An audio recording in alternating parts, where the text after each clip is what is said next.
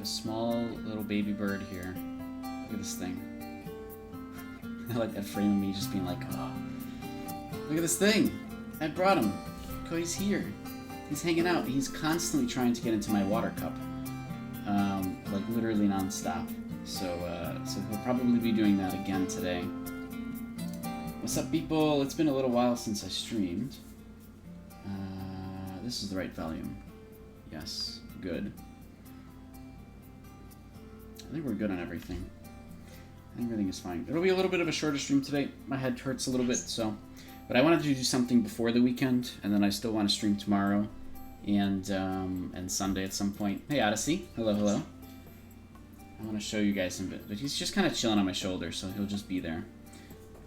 Apparently biting my shirt. Can I turn on the Can I turn up a filter here so that it's a little brighter? Let me see something. Camera. Oh yes, that's me. Thank you. That's not what I wanted though. Filters. Oh, I have some color key. That doesn't help. Okay, you want me to filter the background out? Nah. We've color correction. Ooh, here we go. I don't like that. It looks terrible. You can't. I don't know, dude. He's a bird. I can put him up to the camera. It's much more visible to see him then. Here, step up. No, he's busy. He doesn't want to do that. Let me turn this brightness back down to the level that it was normally at. That's too dark, right? What about saturation? Ooh, nice. How do we how do we turn that back to what it was? There we go. Gamma. Oh, here we go. Ah, there we go. Gamma. Gamma is apparently different than brightness, and I used to be in graphic design. I should know the answer to that one, and I don't. I have no idea. Hey, Gwen. Sending love to Cody. Odyssey, appreciate it. Of course, yeah, he's very talkative right now, so he appreciates it.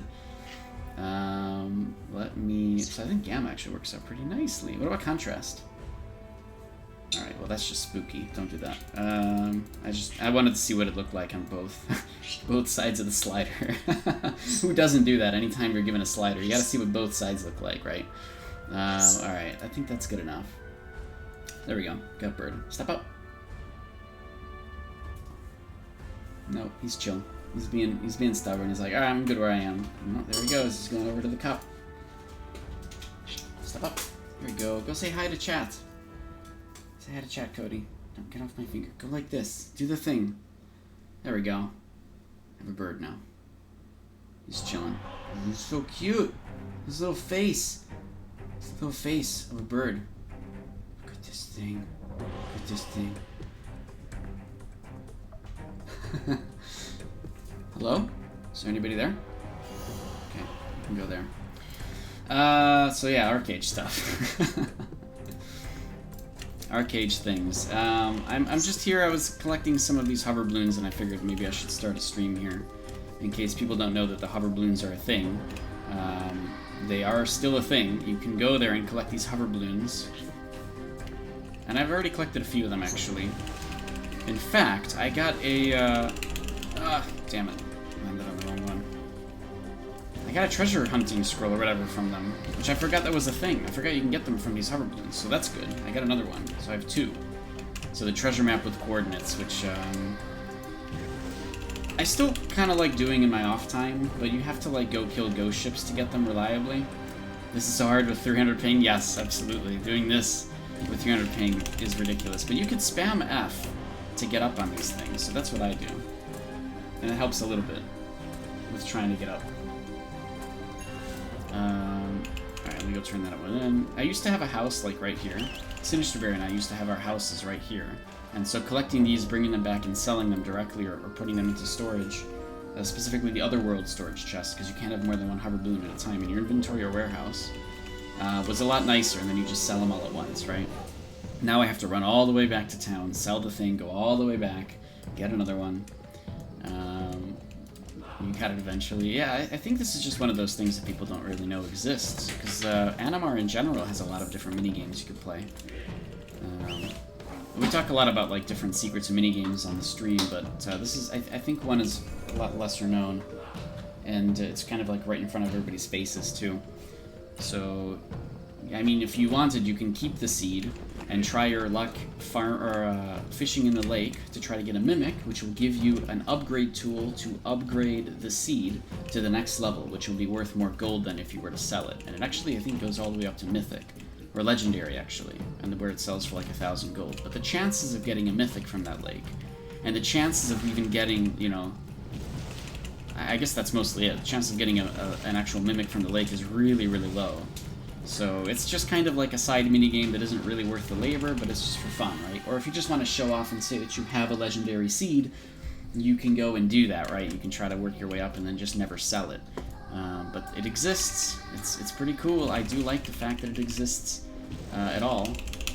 Of course, there's the more well-known minigame of the one that gives you a Gilda Star, which is over here somewhere. And that one you just have to wash a bunch of Daru that are just kind of all muddy from the lake. But this one actually generates gold, so not to say that the Gilda Star one technically isn't gold to some degree, but you know. I'm trying to get this last one. Oh hey, it's flying around. I'm just hanging out. Do you need to go to the bathroom? Cody, poop. Poop. Good boy. You did need to poop. Thank you. Thanks for letting me know. He actually flew around just to let me know. That's interesting. So I used to know how to get every single one of these on like 1 to 2 or 3 jumps, and I used to do it like all the time, and now I've forgotten most of them. I don't remember how to get this last one. I think I have to jump on one of these to get it. Oh, I know how it is. I remember now. Okay, I have to get a new one. No, Cody, get out of my cup. It's a freaking bird, dude. He keeps trying to get in my cup. That's what he does. Oh my god. And he's going back. He knows he's not supposed to do this. God damn it. Get over here, Cody. Alright. He's very excited and happy today. And he's just playing, of course. He knows he's not supposed to go to the cup, but he's trying to be sneaky about it. Right, Cody? You're trying to be sneaky? Alright, come here. So anyways, short stream today, mostly here just to, you know, help answer questions. If anybody at around this time period has any Archeage related questions, I'm here to help, you know, at least with those kind of things, right? Theory crafting or build stuff or whatever, or you're just trying to get into proficiency things. I'm trying to leave myself open a little bit here before the weekend starts. But the stream will probably be like an hour or 2, or maybe 3, but that'll be pushing it. Just because I want to get my mind off of other things for a little while, right? So, it's kind of a break for me. Okay, Cody. Nice shirt. What do you want? What do you want? You're the star of the show, Cody. You know this.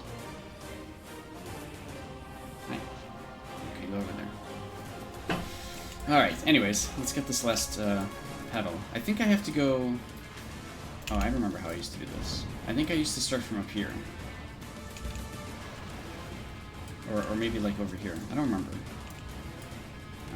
It's this one, I think, right? Yeah.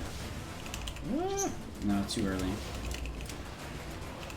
Damn, how did I get this one before? Ah!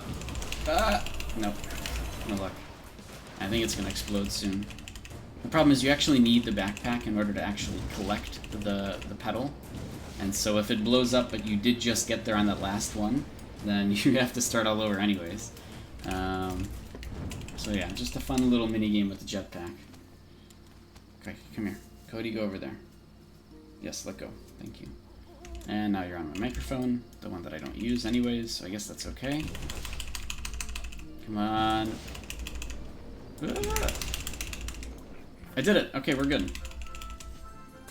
We have the last one. Cody, that's going to be your spot now, where you just kind of hang out. Is that what you want? Okay, what are you... Alright, he's back over there. Stop it. What are you doing? Just causing problems. What is he doing, actually? Oh, he's eating the microphone. Look at this little nincompoop. He's just doing whatever he wants. He's trying to get on it. Is that... No. You can mess with that, but you can't mess with the headset, okay? Alright, he's back down. He's so intrigued by this thing, which I don't even use, and I honestly think it's really annoying. I wish I could take it off. I can, actually, but it takes off, like, the whole plugin for the headset, too. More sending love to Cody. Thanks, gamer. Oh, that's it. No, he's tired. Look at him. Look at this baby bird. He just wants scritches. We're playing Archeage in the background, though. But also this bird is way more important than I am. Look at this thing. Oh, he's so happy. He's a little baby. Alright, well, he'll be there. At least for a little bit. Yep, that's right, Cody. What am I doing? Oh, I'm selling this thing. Actually, should I keep one just to try my luck and see if we can get the, whatever. Let's mess around with it a little bit, because, again, chill stream. Let's go fish. Actually, I don't think I can fish, can I? I need to get a lure. How much are lures? Lure. 7 gold. Are you kidding me? Wait, actually? That doesn't make any sense. They're actually really easy to make. Yeah, I can make 30 with just the... Yeah, okay, I'm gonna make some lures. I don't know why this is a thing. I guess people are probably selling them, huh? Like, those are actually being sold, aren't they? That's actually... Oh, not really, no, not really. Barely any sold a day, less than 20 a day. Okay. But whoever's buying them is silly, because I guess they don't know that you can just craft them really, really easily. That's right, Cody, yeah. You a baby? You doing a head waggle? Alright, he's there. Let's do a little bit of fishing, see if we can get lucky. Okay. See if we can get lucky and get a, one of the multi-purpose tools in order to peel the seed and upgrade it to the next grade. Honestly, I've probably only ever done that once, just because it never seemed efficient. But what the hell, man? It's a mini game. Let's play a mini game today. All right? I don't want to actually. How much is leather going for right now? 20 leather is pretty good. It's expensive though. I can't even buy that one. They won't let you. Okay, 12 gold. That's fine. Get my 1 gold back. 1.5 gold.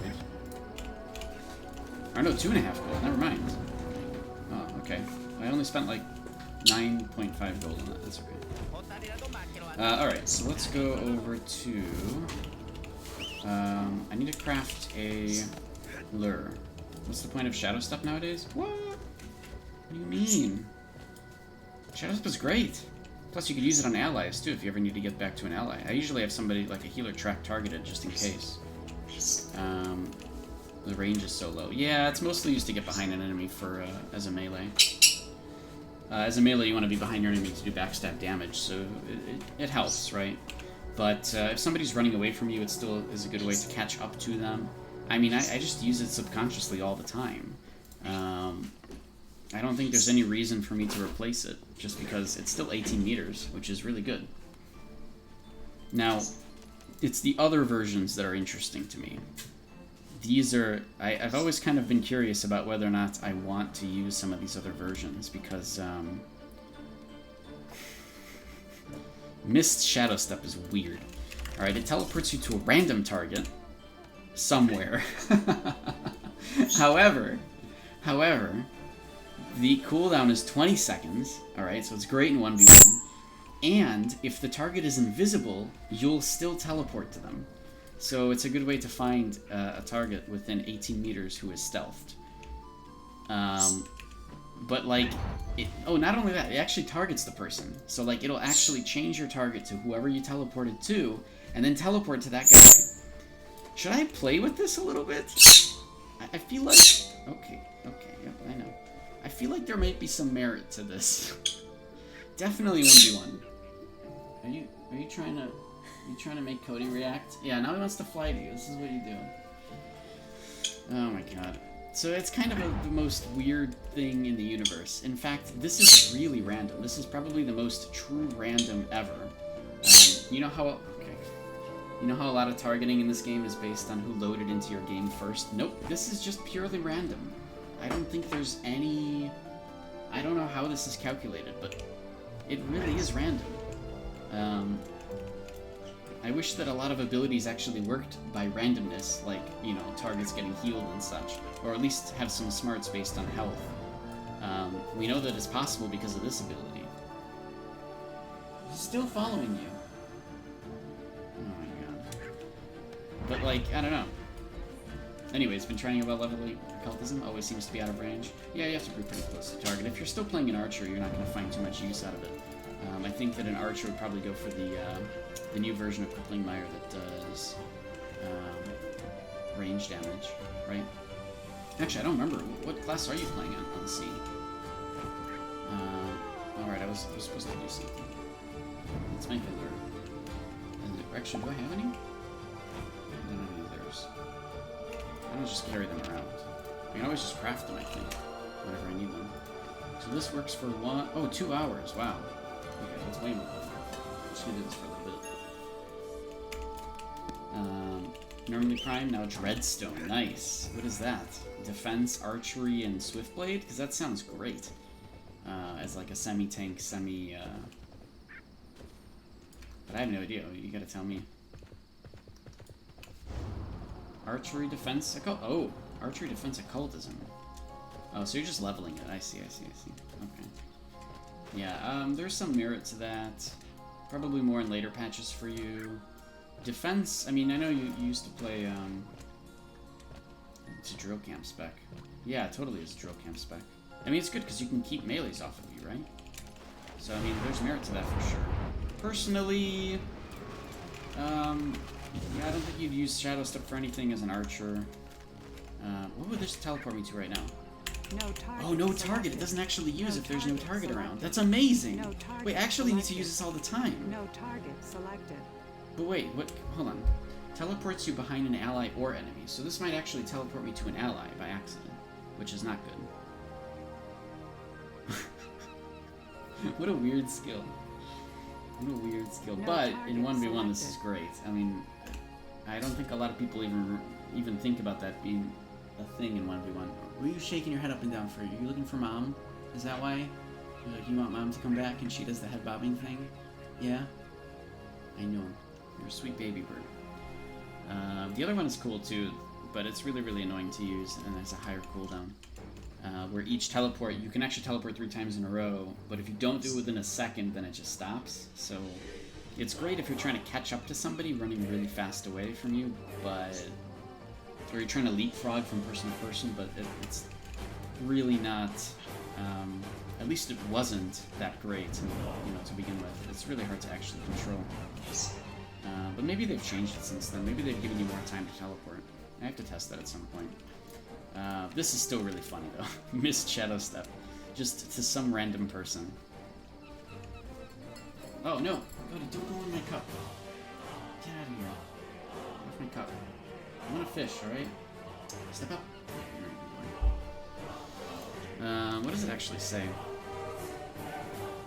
This skill can't be used without a target? Wait, this skill can't be used without a target.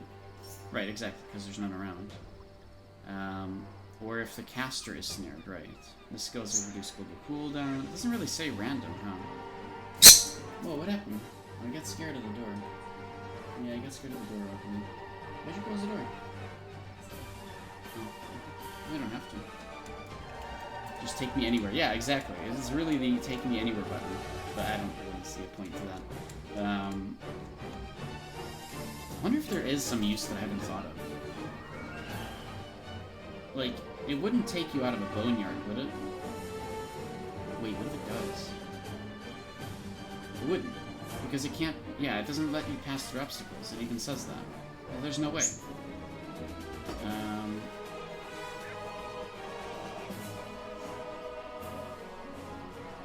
Whatever. I don't know. That's weird. I gotta think about that at some point. Wasn't this much higher range in the past? Yeah, they've changed Shadow Step like 45 times. I mean, you used to be able to do it twice, I think, but there was RNG or something. And it was like 20 meter range, 25, I don't know. Maybe I'm thinking of something else. It's changed over the years. It's definitely changed over the years. I don't remember. Or no, it would reset. There's a 50% chance they would reset, right? They've changed it so many times. It's really hard to keep track at this point. Alright, I should probably fish. Let's just do this. Bait fishing. Actually, I do need more carp so that I can cook stuff. But whatever, sports fishing. Let's see if we can get a super lucky. While we just chill. And again, if you guys have any questions about Archeage stuff, you want a theorycraft to build, or you want to talk about some of the stuff coming out, or whatever, or all these good things, let me know. Feel free to ask questions. It's mostly when I'm streaming. I did get my wings, as you saw here. Now I have my wings. They're back in AAU, or they are in AAU for the first time. Pufferfish. It sucks. Actually, should I just abandon this? There's really no point, right? Like, what I used 57 proficiency, 57 labor just to try to hook it. That sucks. Alright, whatever. Let's just catch it then at this point. Because I don't think there's any like cost turning in. It's just time, right? I may as well. Whatever. It's fine. Wait, what? Where is it? Oh no! All the buttons are off. Damn it. Oh, I can't use my keyboard for this. Because it's different from the Mirage Isle Fish Fest, because there's an extra button here. Boy, all the hotkeys are not the same as the Mirage Isle Fish Fest. Whatever, this is going really fast anyways. Maybe I can put one up in my house, actually. If I can get a gargantuan pufferfish, I'll probably just put it in my house. There we go, they're really easy. Look at this thing rolling. Fry pack, yeah. What are you doing? Cody, I'm gonna put you back. Yeah, this isn't. Oh, it is still labor to put it in. Oh, it's terrible. No, get back here. God, this little rascal. He's just causing issues. That's all he's doing. Look at this thing. He's so innocent looking, I know, but he's really just causing way too many problems.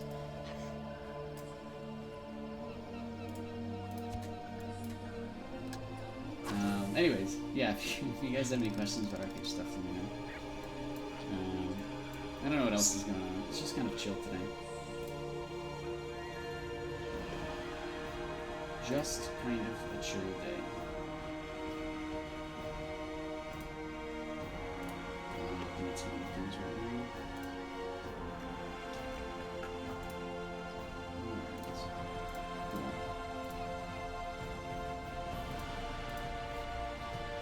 Cody. Hey, Lucifer. It's been a little while since I've seen you around. I have a bird. That's pretty much all that's up. Otherwise, I'm just here doing what I normally do. Helping people out. Answering questions. Nothing's really changed. Except for, like, all my background and everything. I did move, but, so that's good. Much larger place now. Also, you see back there, in this direction, Sinisterberry got me a new stand for when I'm using my standing desk, which is pretty cool.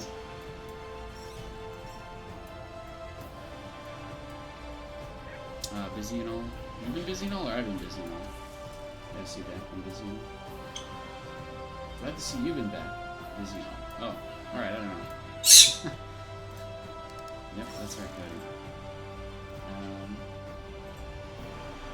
Actually ordered a standing desk last week. Been long overdue. Yeah, good. Dude, I do really enjoy standing desks. And I use one at work all the time just because it's so much nicer. And I feel like I'm so much more approachable like at work when I'm standing. Because anybody could just walk by and be like, oh hey, we're talking already at height level. As opposed to them talking down to me sitting in a chair. So I really liked it. I should be using mine here more often. Because it's just sitting in general isn't that good. You have them at work, but you've been stuck home for months. Ah, yeah. You know, you could probably ask your work. I don't know. A lot of jobs are trying to compensate everybody, right? With whatever they need for working at home.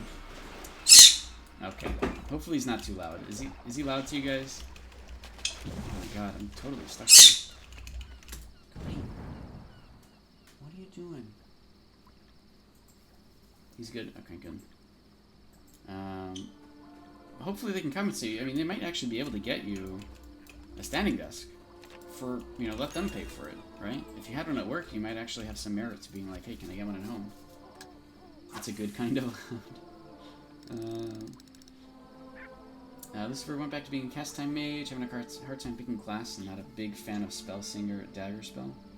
So you're looking for ideas. Not a big fan of the way that spell singer and dagger spell work. Dagger spell and spell singer are really, really fast, yeah. Cast time mage is tough because a lot of the game is pushing you as much as it can away from cast time mage. Like, most of the game is pretty much saying, alright, we're done with cast times, it's too slow. Because the game, it does feel a little slow to a lot of people. Out of view. And so, they're kind of, and you know, there's even more things going to be happening soon that are also kind of moving people away from doing cast time only builds. So it's a little tough, but you probably do have to mix in witchcraft, you probably do have to mix in, you know, malediction and sorcery. To some degree, at least two of those, plus some utility, like Aromancy to keep yourself alive, or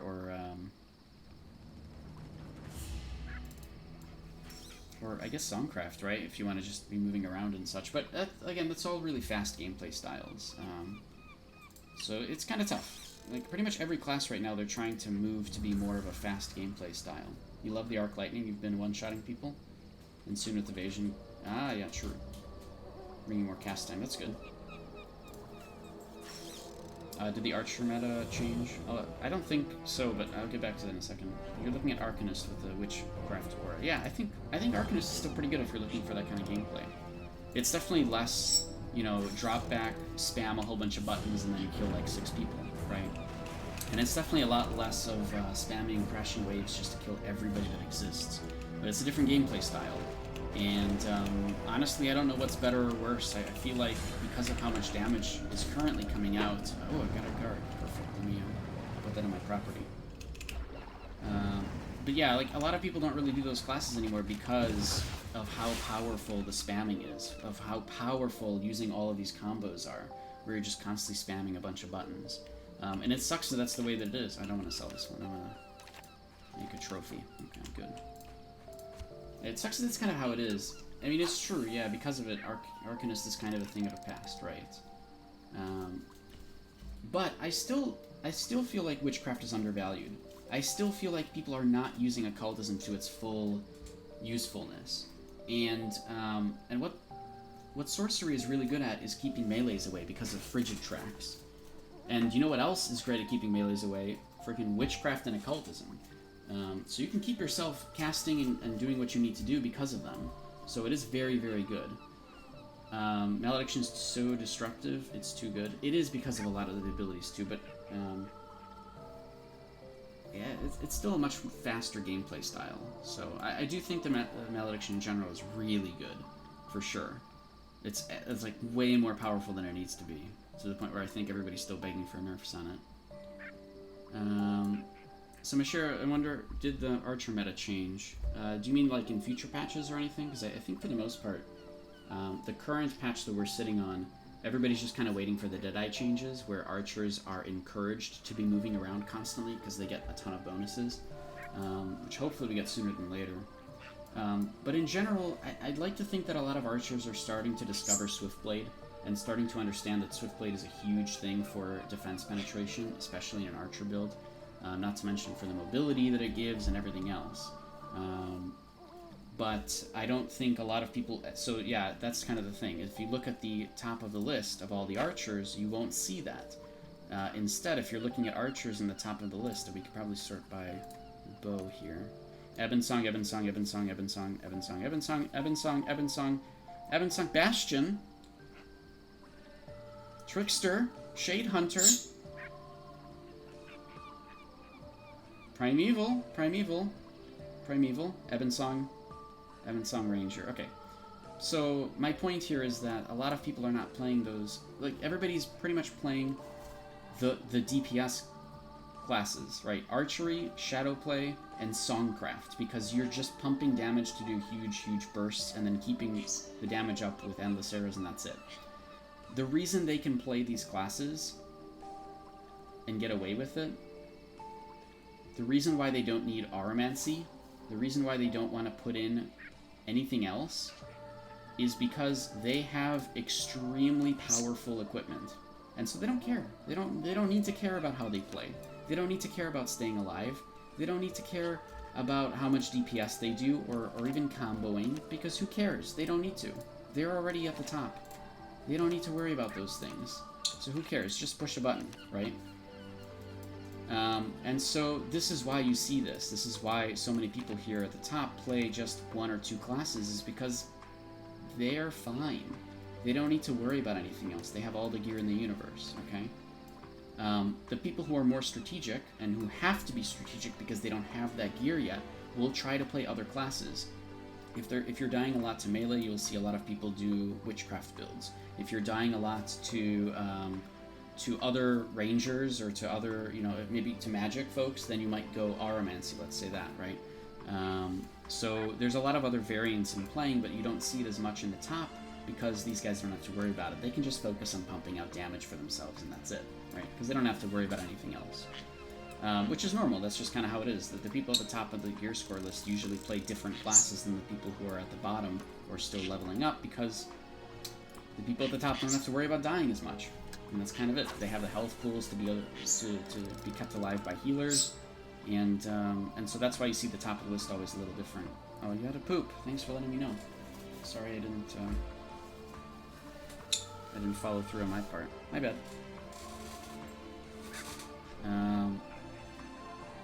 Do you want to make an archer thief type class?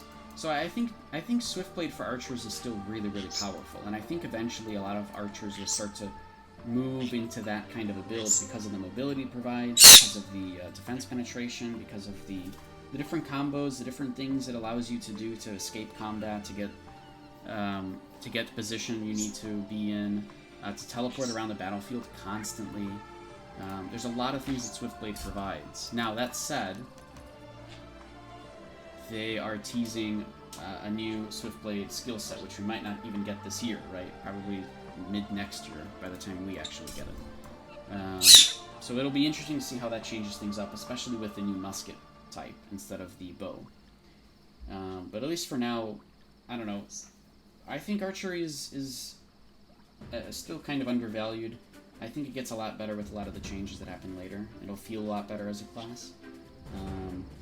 Hi. You being really active? Yeah. But I still think it's undervalued. I feel like I wish that more people at the lower gear score played archery as much, or played different classes to try to compensate for the fact that they don't have crazy gear, right? Yeah, crazy attack speed. Attack speed is really, really important to archers as well. So a lot of those people at the top already have the attack speed as well. So they'll try to pump it out more with Songcraft. They're gonna try to, get as much attack speed as they can. So they'll use Songcraft instead of something else. Which of course helps, it's a big deal. But again, that's another reason why you see it so often. Personally, I think for raid versus raid, going Songcraft doesn't really matter because somebody else is going to have it, so they'll be buffing you while you can use some other skill set, like Witchcraft, or Defense, or Aromancy, or Swiftblade, or anything else, even Occultism to some degree, right? They're kind of pushing people to use Occultism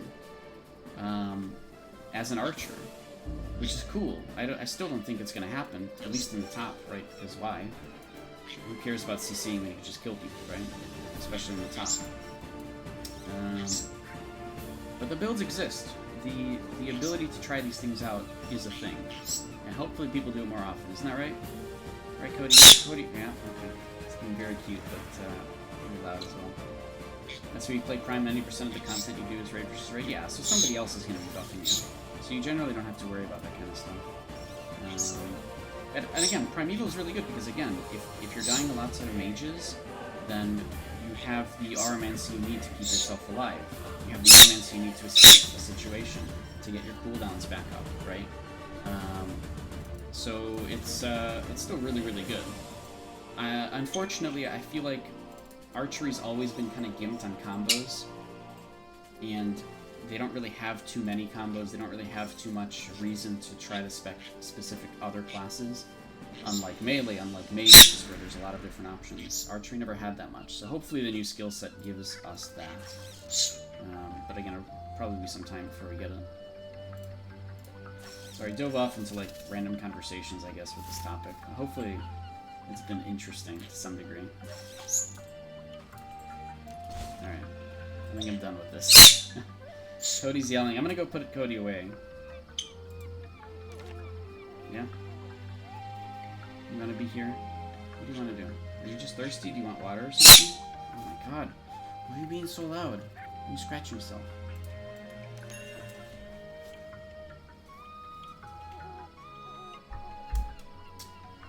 This frickin' thing, dude. All that noise is coming from this thing. This voice box in here. Wants to see some strawberry. See? She's over there.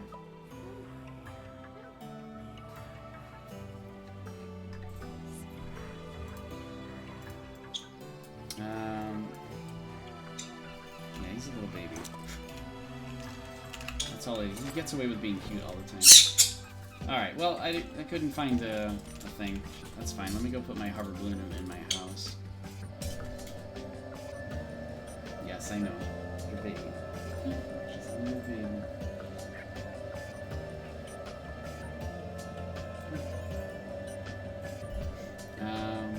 But yeah, I have my wings now. I think that's where we started with this conversation a long time ago. I finally got my wings that I used to have on Legacy. So now my look is complete. There's Sean, who is spinning in a circle. Okay. Oh, he's so excited! What is he doing? What are you doing? What are you so excited about? Why are you in such a good mood? It's a good thing, of course. He's way too active though. He's being very... You want some water? God, he's trying to get in the cup. I'm not letting him know. There, drink some water. Go ahead. There you go. Yeah. No, don't go in there. He wants to. He just keeps wanting to go in my cup. I know, I know. Do you want to go back to your house and you can listen to smooth jazz? He's been really calm to smooth jazz lately. We let him listen to smooth jazz and then just sit there chilling. I guess birds generally like softer music. So maybe that's a good thing. I have no idea. Okay. Alright. Let's go back in, alright? Let me go back in the cage so that I don't have to worry about you and I can do some other stuff. Let me go put him back. I'll be right back. And then we'll do some other things that I can actually not have to have a bird on my shoulder for. So 1 second.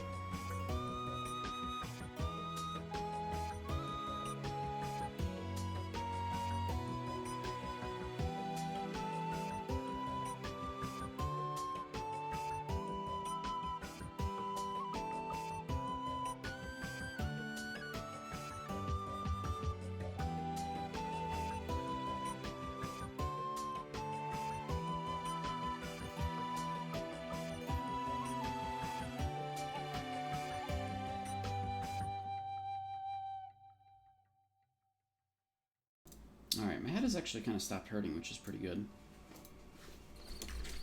And I'm still here. What's up? I just don't want to be on camera right now. I don't want to have to think about it. We're just still here, we're answering questions and things. So, if you guys have any questions about Archeage stuff, or you want to theorycraft builds or things, now is a good time to do that. I did advertise myself on the official Archeage Discord as well. They've got a streams channel. So hopefully that helps catch some attention from anybody who's looking for information about the game. I really haven't been using those new player help channels lately. And I should be, because back when they first brought them out, I used them a lot. And people still have really, really good questions that I should be answering. So maybe I should do that a little bit more often.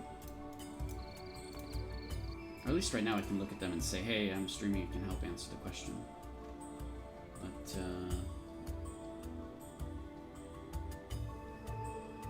yeah, people ask really good questions all the time. I should be in there. I should be paying more attention to that channel.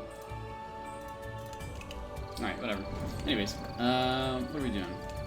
What did I have in mind? I gotta put this thing away and I gotta sell this. Alright, let's go. I'm just so happy to have my wings. I still want the Reckless, what is it called? Reckless Ravager plate costume because of the effects that it gives. And then, like, I don't know, I've never used it for the effects before, but it should look pretty cool. But either way, I'm happy that I have my old look back. Now I feel like, I actually do feel like my legacy character at this point. And I have way more than my legacy character ever had. So, in general, I've caught up quite nicely in the last, you know, however long AAU has been out. 8 months, maybe?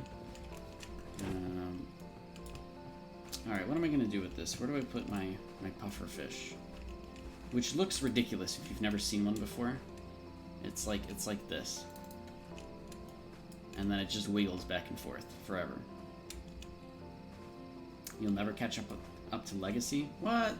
I mean, I've caught up to Legacy no problem, pretty much. Okay, I know a lot of people in Legacy are like 18,000 gear score, but look, everybody here is 18,000 gear score, so I mean, it's already like, it's become a norm. I don't want to put the pufferfish in here, although I do have a pink Marlin trophy at the top. But this is the lore house. I really shouldn't have this in here. I should just have lore related stuff. So I gotta think about that. I should just put it in here. Yeah, let's put it in here. Let's put it over here. Ah, I know what I'll do. It'll be angrily looking at me anytime I wake up, like this, and it'll just sit there, going back and forth, like a really creepy monster under the bed. Okay, that is actually really creepy for somebody just waking up. Ugh. All right. You're never catching up Legacy. You're not getting another Aranor. I kind of like if they had the Blue Salt Bond merchant or whatever that appears in the faction hall. I might actually go for an Aranor weapon, but it's expensive. Very, very expensive to have to just build it up. So, but you know what I would do it with? I would do it with a bow, and I would do it as an archer. So if I do want to reroll archery, I have some path to do it. Oh wait, can I not? What? I can't sell items here? Okay, whatever. Fine. Man, I really do want to play archery. At least a little bit. Maybe I'll do, I don't know, maybe I'll do it with an alt or something.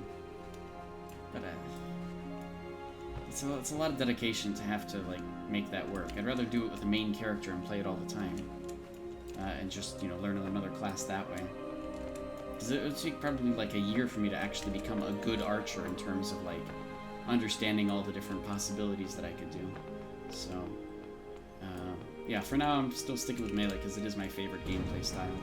Especially in Archeage with how fast the combat is. And you'll notice that I switch Blade Flurry a lot back and forth because I just can't make a decision there. But for the stream I'm going to use Wave Blade Flurry, and for everything else I usually just stick to the regular basic Blade Flurry. Balanced Arena is the only way? It is, yeah, but... You know, Balanced Arena is really not balanced for archers at all. It's way too easy to... It's too easy for an archer not to do enough damage before they get out-damaged and you know, killed, essentially. That's kind of the big problem, is the way that it works. And, I mean, yeah, I mean, if people went to, like, drill camp arenas and weren't just constantly glitching out of it, you know, or you know, forcing the fight so they always win, then it would be a lot better, because then you can go to drill camp and actually practice there, which I think would be a lot more fun. But I don't really have that option. Life of an archer, yeah, it kind of is.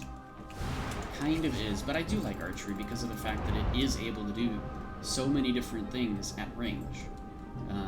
From a range that people can't really do anything about either. So, like, you know, Concussive Arrow is really good because you can cast silence on a whole group of people, you know, interrupting cast times and such, and then continue silencing a specific person by, you know, using the Gale Concussive... what is it? Gale...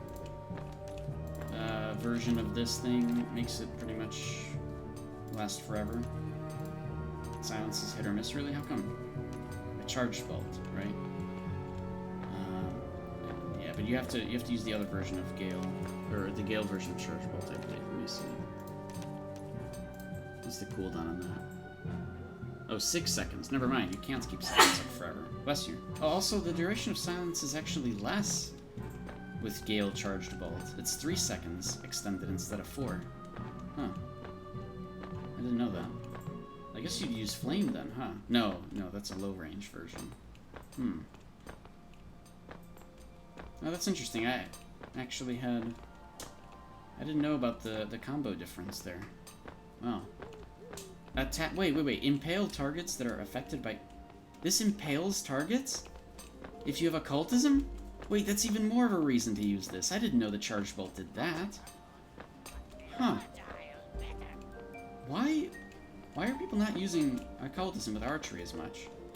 They already put in so many other things. Archery, occultism, Swiftblade, Gravebow. But a lot of people would do Shadowplay for Shade Hunter. Which I think I saw on that list once. There's actually so many reasons to do this. Like, seriously. Shade Hunter is cool. I think Shade Hunter works really, really well. But silence is hit or miss. Half the time it doesn't do anything. How come? If you're... A lot of people can Defiance out of it, right? And I get that. Or use, like, you know, Aromancy to sort of... Can you shrug off silence, actually? Let me see. Yeah, you can shrug off silence. And you can give yourself immunity to it with Courageous Action. Silence people when they keep attacking, for example. I mean, melee is right, wouldn't matter. Or you get silenced and you can still cast freely. Yeah, because it's archery, right? Yeah, silence is really specifically against magic abilities, so it's good against healers and mages. But yeah, as an archer, skills would still be active, right? What the... You just pushed me really far. But yeah, as an archer, it's really just Shackle that would stop you from being able to do everything, right? Why is there blood here?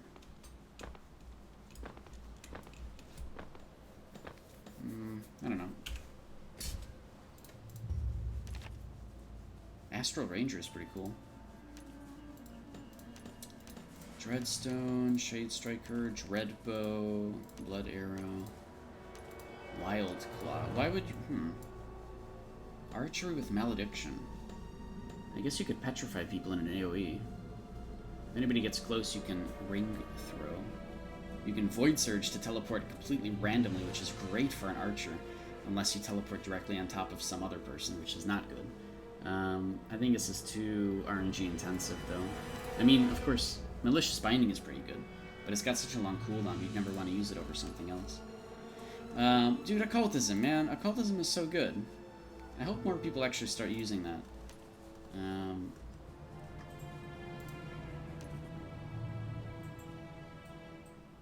Shade Striker is a little bit too overkill on the crowd control route. I don't think it's necessary.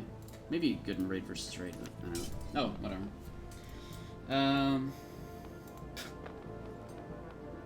Man, it's kind of a shame that you don't really see too many people playing different classes in the top, though. Because there are so many ways to play, but if you're on the top, you don't really care, right? You're just gonna push a button and kill people, and then you don't really spend time trying to figure out better ways to play. Because you're not really encouraged to, right? You wanna try Shade Hunter when we get the 2 extra skill points? Because right now it doesn't work. Oh yeah, you wouldn't have enough skill points in general to get the passives you want. It's true. In fact, I wish you could see passives from here. Like, how could they not... Why wouldn't they just put a calculator in game? I guess because they have one. I guess they have one on the Korean website, so why would they? Right, because they could just go in game and access the website. You go through all the trouble to make this? Yeah, because they don't care. Because they already have a calculator on their website. This is purely for skill combos, which doesn't even work, by the way. Like, if you're... Like, look at this. The Quake Impale doesn't even... Or Quake Hellspear doesn't even combo with the things it normally should. But the regular one does. So, like, it just doesn't work. It's super buggy. I don't know. I don't know why they didn't just say, alright, let's put at least... Whatever. I don't know, man. I complain all the time about design. I feel like they don't have an actual creative team. They just have developers and some end goals. It's probably a waterfall development, so They just kind of do things on a whim and then never go back to it. I'm sure that's the case in most places, though. Okay, let me...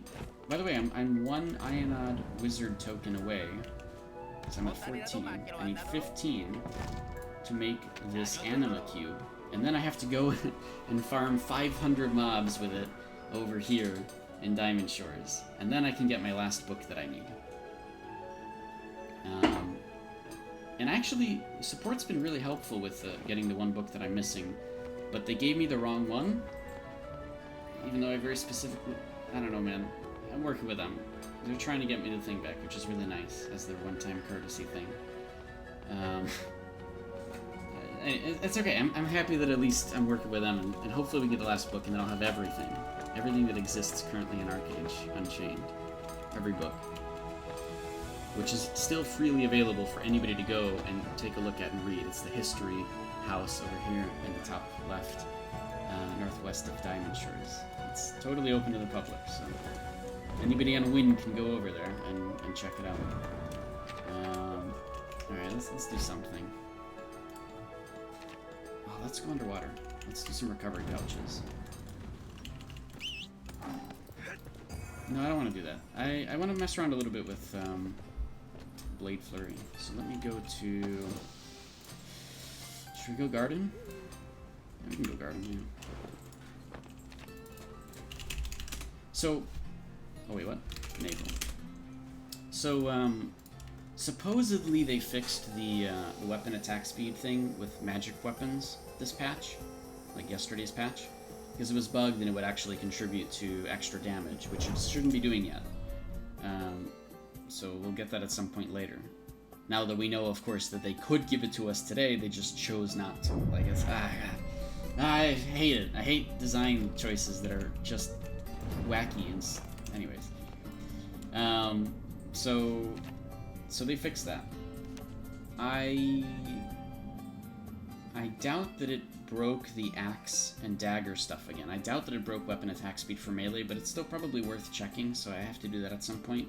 But still, my point with this conversation is that now that I have a dagger as a main hand, and it's nerfed, so it does 20% less damage than it should be, right? I really haven't felt any different. I can still kill people just fine. I still have the same really fast gameplay style that I enjoy. Because of the changes to Swiftblade, it is still ridiculously insane and does just ridiculous amounts of damage. So I really haven't felt any difference in my actual gameplay, which is actually great, because I wanted to keep dagger main hand, because I wanted to keep the faster animation times and global cooldown times that come with it.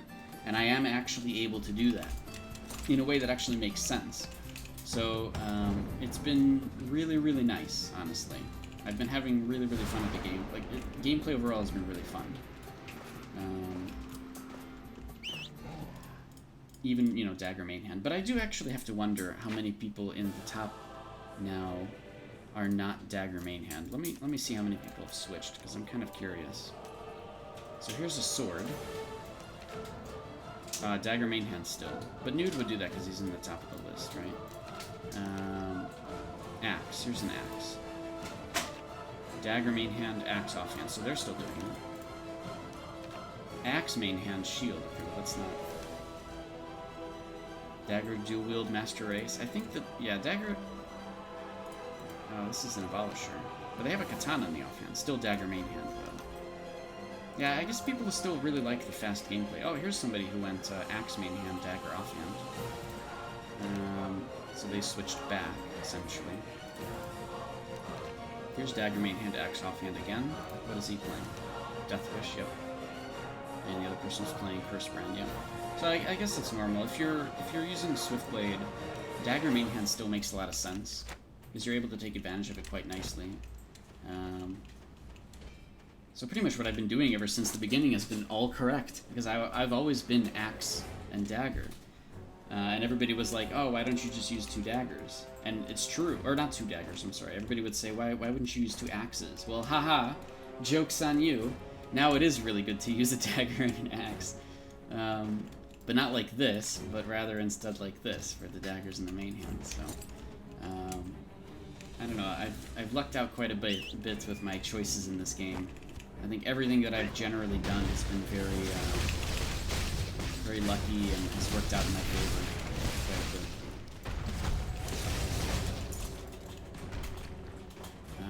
Oh yeah, let me use this version, the very risky one. That'll probably get me killed. Hero City doesn't let you have 2 different weapons. Yeah, I know, that's definitely a problem.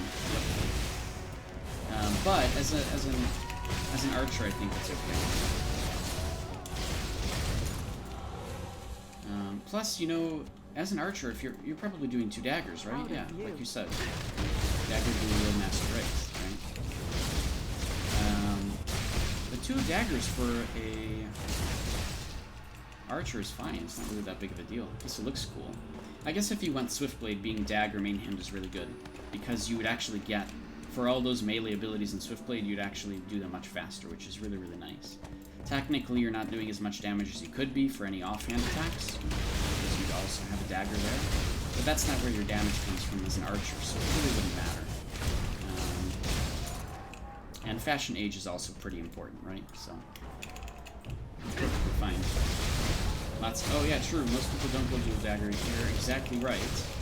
Lots go scepters and clubs for other skills. Yes, so a lot of people would rather have the ability to spec magic damage if they need to, or have the ability to spec healing if they need to. And that is very true. You see that all the time for archers. Now that said, dagger is kind of the same thing. It gives you the ability to do something else. It's just not healing or magic. It is specking Swiftblade, right? You actually get this, you know, as a dagger main hand, you're encouraged to spec Swiftblade as an archer because all of those melee abilities are faster, and you can take advantage of that quite nicely. That said, because of how much synergy there is between Witchcraft and Swiftblade now, and because of how much synergy there is between Witchcraft and Archery, there's actually a whole lot of reason to use them all together. And even Occultism in there instead of Witchcraft is really, really good. You would have to sacrifice a lot of the gains from Shadow Play to do something like that, but I wouldn't be surprised to see more builds like it.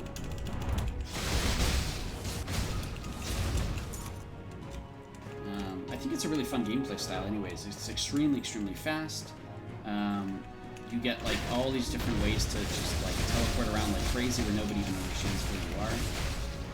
One of my favorite openings in the game now, because of Swiftblade, is this, where I will open with me inside of the circle that's invisible, and then, you know, people will start to come really close to use AoEs on it because they think I'm over there, but actually, aha, now I'm behind you, and I can actually attack them from the side. And I love openings like that, because it's really, really fun. Those are things that you can actually take advantage of quite nicely, is to, you know, teleport to somewhere else, and you're not actually in the circle anymore. A lot of mages who try to, like, God's Whip the circle because they just want to reveal me will very quickly learn that all of their God's Whips missed because I'm not even there anymore, and they haven't been paying attention to the fact that I'm behind them and are now attacking them, right? Because it's really, really fun to do that. I really enjoy that. And Swiftblade has allowed me to play with that gameplay style. It's like one of the most fun things ever. I really, really enjoy that. So I don't know, hopefully you'll see more Swiftblade builds with Archery. Hopefully you'll see it more with some other classes as well, because I think that it is really, really, really powerful, like, way too powerful. I've always said how Swiftblade, with the buffs they got in this patch, that we knew were coming for so long, is just insanely OP. And it still is, and Rhea still yells about it, and it is ridiculous right now. We kind of have to just live with it for a while, so you may as well just have fun, right? I've been having fun with them. Even though, yes, I do feel like it's OP. But you know what? Malediction is also, like, I don't know, man. Malediction is just insane. Crushing Waves is ridiculous. Like, there should be no reason that it should do that much damage in an AoE without even needing a target. Like, it's just ridiculous. Ugh. It is the best skill tree right now. For damage, it's insane. Like, actually ridiculous. There's no downsides. Like, to that one ability, there's no counter and there's no downsides. The only counter is to leech it. That's, you know, or purge it off of the person. But all of that is RNG, because you might not actually purge the right thing. You might not actually leech the right thing. There's really no counter to it, other than keeping them stunned. And keeping them CC'd, or silenced, right? But that's the same as any mage. You can't evade them, right? You can't parry them, you can't block them.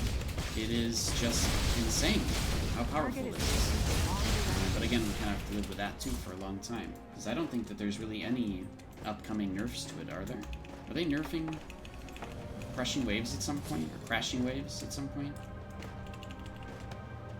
I feel like they reduced the range, but I might be wrong. I can't remember what they had in like different patch notes. I think it's 10 meters. Oh, it's at 10 meters? Oh, wow. Well, okay, that makes more sense, because then the counter is you get the hell away from them, right? The same as any melee or whatever. And actually, that would encourage more melee-centric... I'm not sure. That would actually encourage melee-centric mage builds. As opposed to just being at maximum range and killing everything, right? So, in other words, the downside of using a 10-meter crashing waves is you are now within range of literally everything else. You have to do that. You can't just sit at the maximum range. And you can't use the bone wall trick either, because you're probably still in range of something that the enemy can do to you. Yeah, I do like that change. They can keep the damage. As long as there's a real way to counter it, it's fine. There's just no way to counter it right now. There's no gameplay decisions you can do on the defensive to keep yourself alive to crashing waves. There's just nothing. Or shooting through 10 walls. I mean, yeah, seriously, like, you can't even try to, like, you can't even use Boneyard, or Imprison, or, like, you can't even use the Imprison teleport. There's an actual way to put down Imprison around you and teleport out of it right before it finishes. You can actually trap people that way. But that's not an option either, because you'll still get hit. Like, you can actually run away from it, right? But, it also takes time for you to be able to run away from it. So you're getting hit that entire time while you're trying to run away from your boneyard. So it's way too much right now. If they do nerf it to 10 meters, it's pretty good. I just don't know, when does that patch actually happen? Is it soon? I want it. I don't like all this reliance on crashing waves to do 90% of the damage. Like, I can't imagine that somebody at XL Games wasn't like, you know what, let's see what kills people during Halcyon the most. Oh, 90% of deaths is one skill. Something must be wrong here. Let's buff it. Let's make sure that it also hits people who are much higher up and the elevation is fixed. Aha, there we go. Now we're good. Now it can be used up the Halcyon properly. Thank you. Excellent. People are still dying to it though, like crazy. That's weird. Yeah, I don't understand. It's really strange. Like, it's like the weirdest decision ever. It's something that's... why do we keep doing that by accident? Wait, I want to do it. Go, go, go! Yeah, super fast. Super fast bleed blast. Look at this. 2000 attack speed. Oh, I got 5 more seconds of it. Kill him. Oh god, it's really... can't handle it at all. I don't know why I keep accidentally doing it. I feel like I'm not even pushing the buttons for it.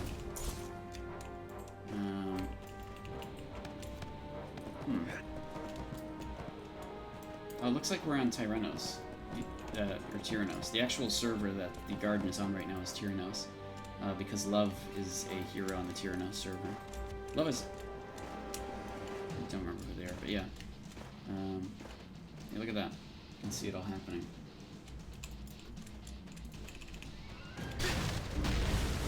It's interesting how they did these servers. They're not actually on an instance server. They are just taking place on someone else's server.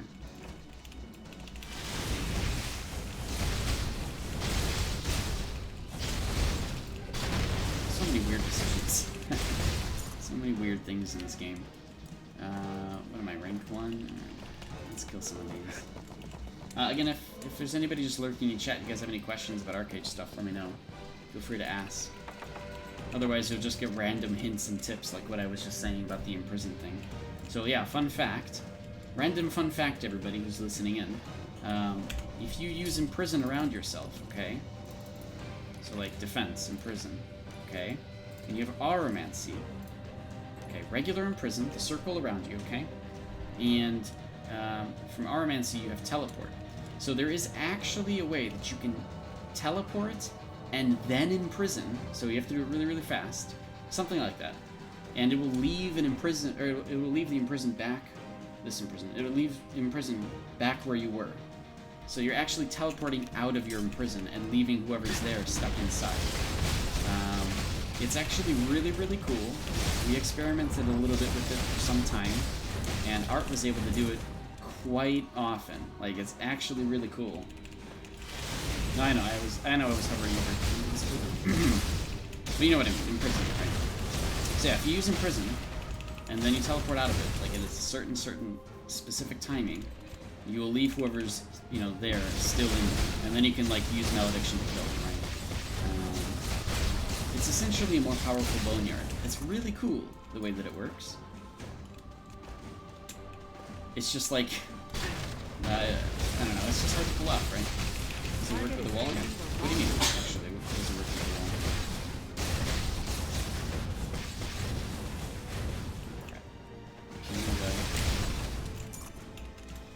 Okay. Nah, let me, the Ancestral one? I mean, I don't see why not. I don't know if it works for the other two, but the regular basic one, it works pretty well. Regular basic one for Imprison. I don't know, I guess you could do it with the wall too, but there's less of a point because then they could just walk around, right? The whole point of Imprison is you trap people. And so you can trap somebody in a circle, right? You can actually do that with healers. Enemy healers, you can trap them in a circle if you're just specifically trying to do that. And then what does that healer have to do? They have to glide out of there, right? Which, of course, puts them at risk. Because if you use your glider, then you are disabled for like 3 seconds. You know, the time for gliding, the time falling, and the time being disabled from coming back down from the glider. It's pretty cool. If anybody's interested in that, feel free to practice it and try it out. It's actually really, really fun how that works. It's a very, very tough timing to pull off, but it's actually quite reliable. Like, it's a tough timing to pull off, but you're actually able to do it pretty reliably if you are able to figure it out. Even during lag, even like during Halcyon or something, it works pretty well. So it's just one of those like secrets that the game has that I don't think a lot of people know at all. I don't think very many people have experimented with it very much.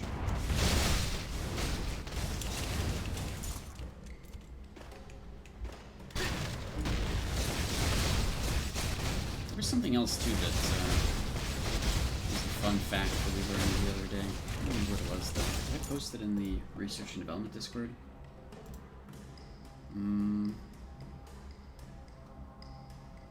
Yeah, the Crescent Slice stuff with the Reverberate is really, really cool, actually. Like, some of the cooldown reductions and the cooldown resets that Swiftblade has are insane. Well, let me show one off, so let's get this guy low.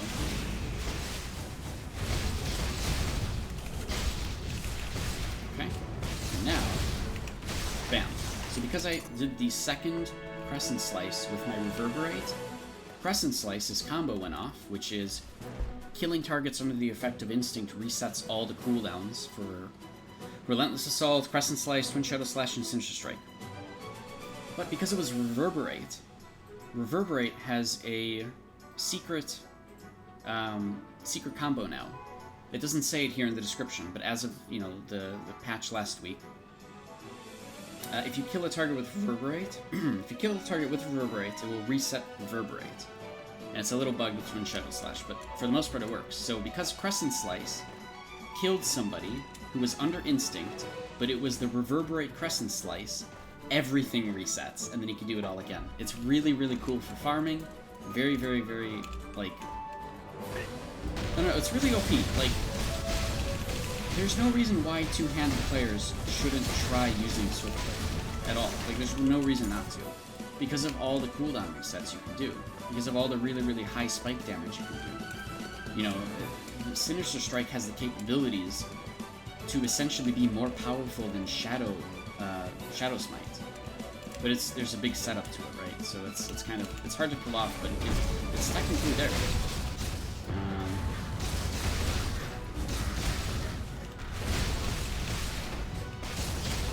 staff ruined you, all you want to do is arc everything now. Yeah, staff gameplay is pretty good. Just keep in mind that, yes, you'll get your 30% damage bonus on the staff weapon, the actual, on the staff itself. You'll get that at some point, but your global cooldown and animation time will also go up by 30%, so there is going to be a downside to the extra damage. But that is kind of, you know, that is kind of the cast time gameplay I think you were looking for. And Arc kind of got a nerf, yeah, it did. They changed it. They made it less reliant on crit and more just straight up damage, because I think a lot of people who were using Arc Lightning were crit builds, and defense penetration builds felt like they couldn't use it. So they didn't really nerf it, they just changed it, they altered it, so that you would get the damage bonus regardless of what your build was. And so now you see a lot of mages going defense penetration, and they might still take Arc Lightning. What they essentially did is... Oh. Wait, what? That's not right. This is the wrong description. Or maybe we didn't get that change yet. Maybe we didn't get the change yet. I don't know why this Arc Lightning says it still does critical damage increase. Maybe we didn't get the change. Well, we'll get it at some point then. But they essentially just made it do extra damage. Just, you know, instead of crit damage, it's just extra damage itself. Just a little different. Clock, are there any words on when the server trance will be available? We've heard nothing on the subject. So yeah, nothing yet. Unless somebody else knows anything, but they would have made it very loud and clear if something like that was happening. Which again, I wish that wasn't the case. I wish that they did merges without saying anything. I wish that they did open transfers for like a week without saying any warning. But they're most likely going to make a big deal out of it, and then people will take advantage of it, and a bunch of servers will be dead, because everybody moves to servers, and then it's just free farm everywhere, right? That tends to be the case. Or, you know, there's a lot of issues, unfortunately. But yeah, they haven't said anything yet, Quack. Which, honestly, I still don't feel like we'd get it anytime soon. Because if Korea just got it with 7.0, if Korea just got it working in 7.0, wouldn't we have to wait until 7.0 for it to work for us too? That's what I would expect, right? Is that we'd have to be in the same patch as when Korea got it. The game sounds very loud, or I don't know. Game sounds. It sounds too.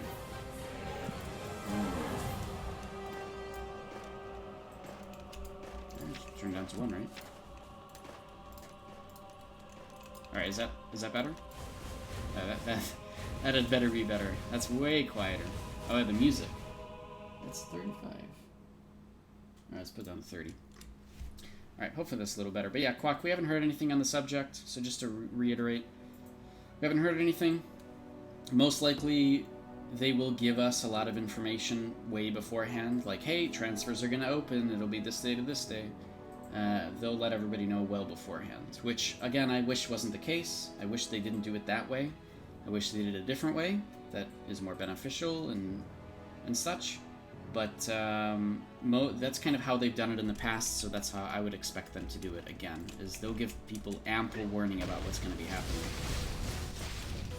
But yeah, I still don't think that we're going to get it anytime soon, because, like, honestly, Korea just got it, but they have 7.0. So we might have to be on 7.0 in order to actually get transfers or merges at all.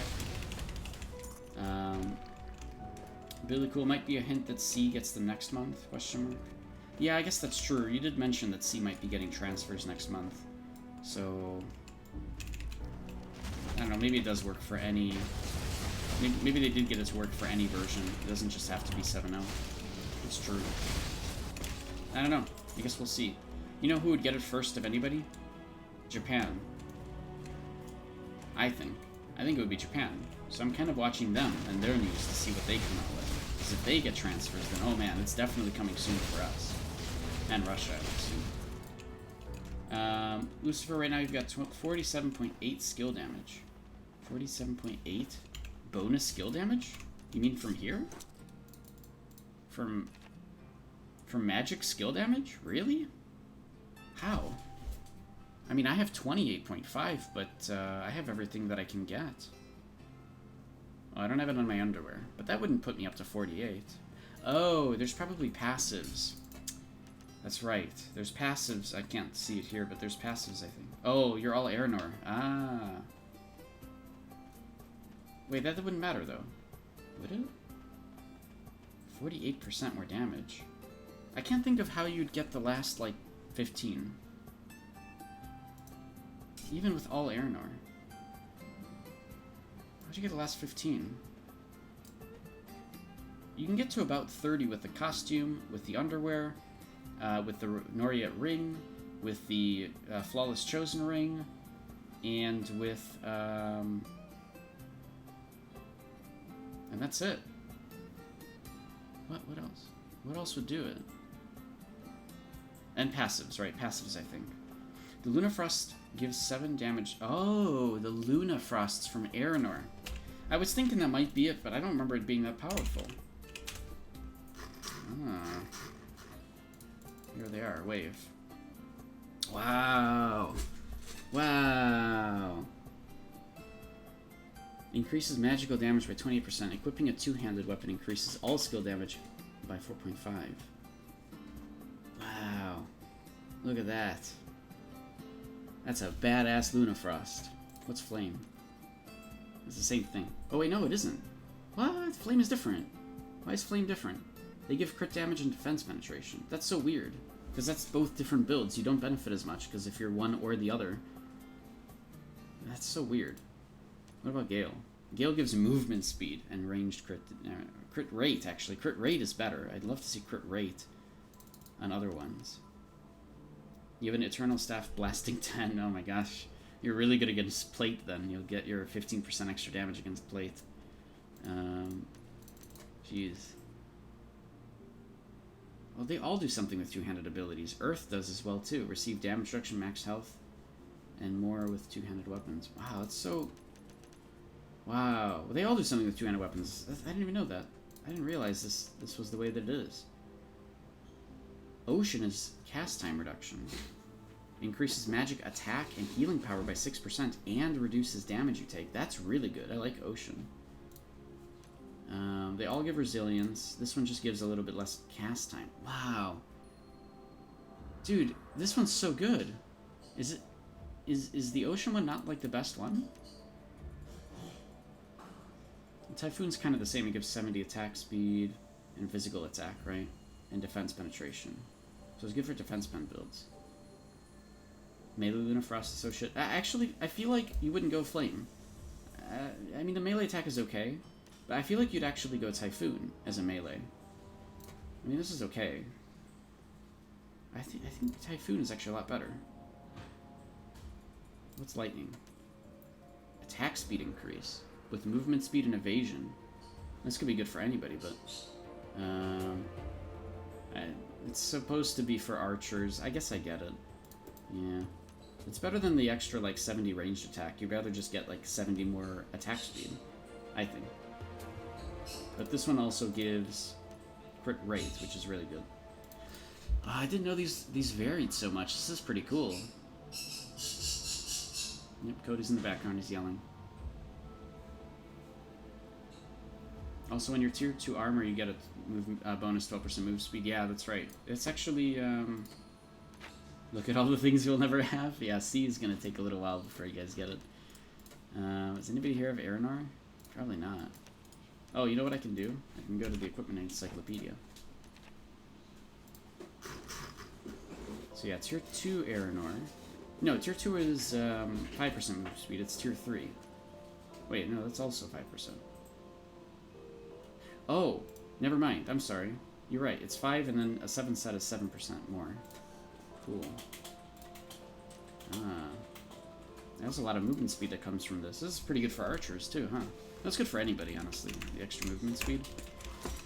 That's cool. I'm actually, like, I really like how they took Aranor gear. I feel like more people should be thinking about it, but it's so long-term that, like, it takes years just to get to a point where you have them all, and then it's like, it's such a massive investment that if you want to already start doing stuff, you'd rather have Haram first to some degree. That's cool, though. Guess what item I also buffed out on? Buffed out on? How do you buff out on something? What item? What item is it? That's cool though. I really like the way that works. Are the library ones that good? Not really, right? I think I have a couple. They're okay. But the Aeronor ones are awesome. The Ionad ones are not like that, right? Ionad Lunafrosts are, yeah, they're way less than that. Right. They're essentially the same thing, but they don't give like the full set bonuses. Okay, cool. Libfrosts are pretty good. They are, but not in the same way that the Aeronor ones are, right? They are great, actually. For people who are going full lib sets and such, they're really, really good. But not in the same way that the Aeronor sets are. Right? Not in the same way that the Aeronor set works. But it's cool. I'm glad they have those options open at least. You got the Charlie Cloak. Ah, nice. Grats. That's really cool. I have my feelings about the Charlie Cloak. It's good for the cast time, specifically, right? Oh, we're actually... We'll get level 3, I guess, while we're just chilling here. But the Charlie Cloak only has 2 stats, right? It has the main stat, and it has one other one. Like, most people would do max health with it. I feel like it's really just good for art... I feel like it's really just good for mages and healers. I feel like the Charlie Cloak is just not that great when it comes to melee and archers, which is kind of sucky. But I could be wrong. I just feel like it gives a little bit more attack speed, which is nice, but if you're two-handed anyways, it's whatever, you know? Nobody really has it here, though.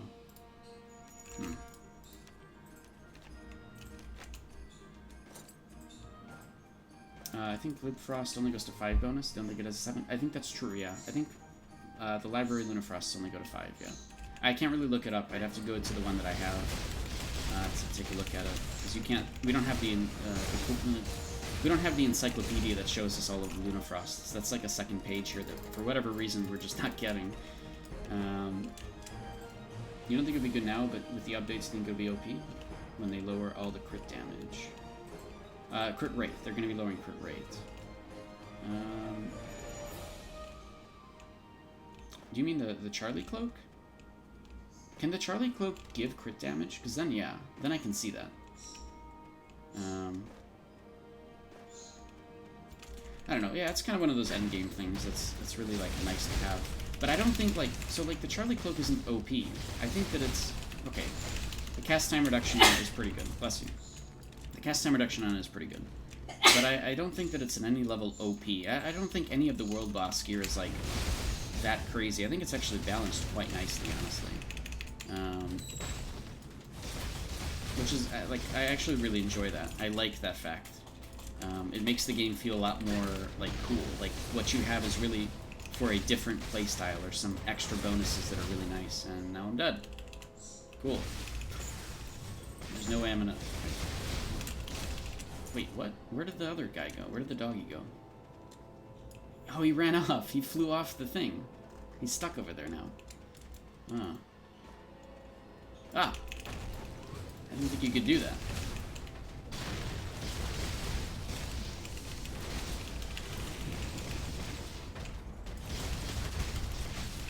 Oh god, come back here. Everyone will not be in 2000 main stat anymore because of how they're changing stats. Yeah, people will be going more stamina. That's true, actually. That'll be an hopefully intended side effect of the way that they're rounding off the stats. Is that like I could be like, all right, well I'll change my pants and maybe my boots to be stamina instead of strength, right? Or maybe agility so that I have more focus. But probably not. I think stamina makes a little more sense. So hopefully for that reason, time to kill does go up. But I think people will still min-max without realizing, you know? People will still min-max just the one stat because they don't really understand the system.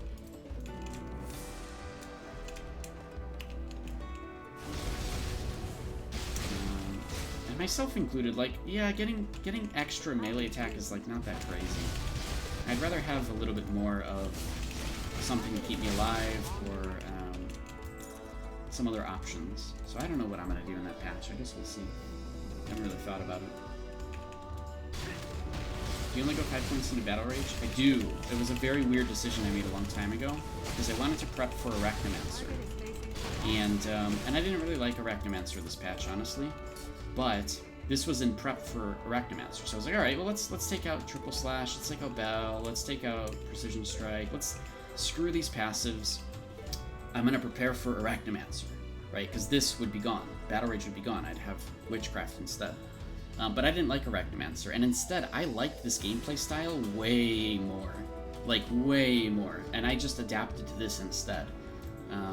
So it was kind of an unintended side effect of me moving into this less Battle Rage focused playstyle, and like literally I have 10 points in Swiftblade.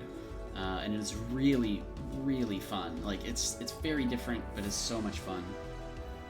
So I've been having a lot of fun with it. So the cloak for me is 14% cast time. Oh, and 19.5% crit damage. Oh. See, I don't think I've seen those two together.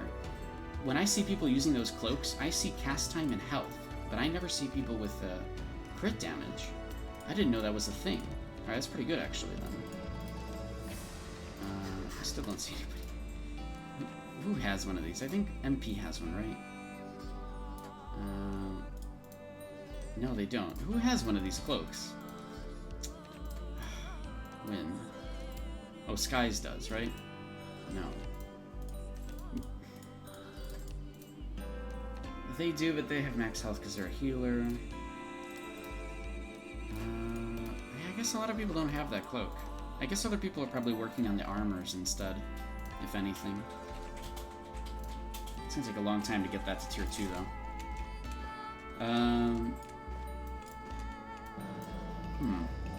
Just waiting for Furious Charlie. Oh yeah, is that gonna be a thing?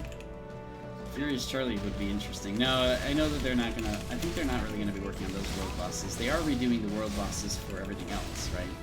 So Yola, Mena, and Glenn have Furious versions. Which I'm pretty excited for, honestly. And then Morpheus and Rangora, as of today, was announced in Korea that they're like doing a ton of really cool quality of life changes and content additions and tons of stuff that's coming out next month in Korea. So I'm actually really excited for that. There's some really cool things there. I am waiting for Furious Souls Reed Crab, yes. I would like to actually fight that guy and die at some point without me being level 2. So that'll be very interesting. It would be nice to have Furious, literally every world boss that exists was updated to some degree to make it actually harder to kill. That'd be pretty cool. Then world boss hunting would really be interesting. With maybe more rewards and such, right, to compensate. That'd be pretty cool. But right now it's just, you know, they're doing the big world bosses, which is alright, I guess, for now. Furious Amphlon would be interesting in some gold, considering that we already have a bigger version of Amphlon now. That's tougher to kill in the garden.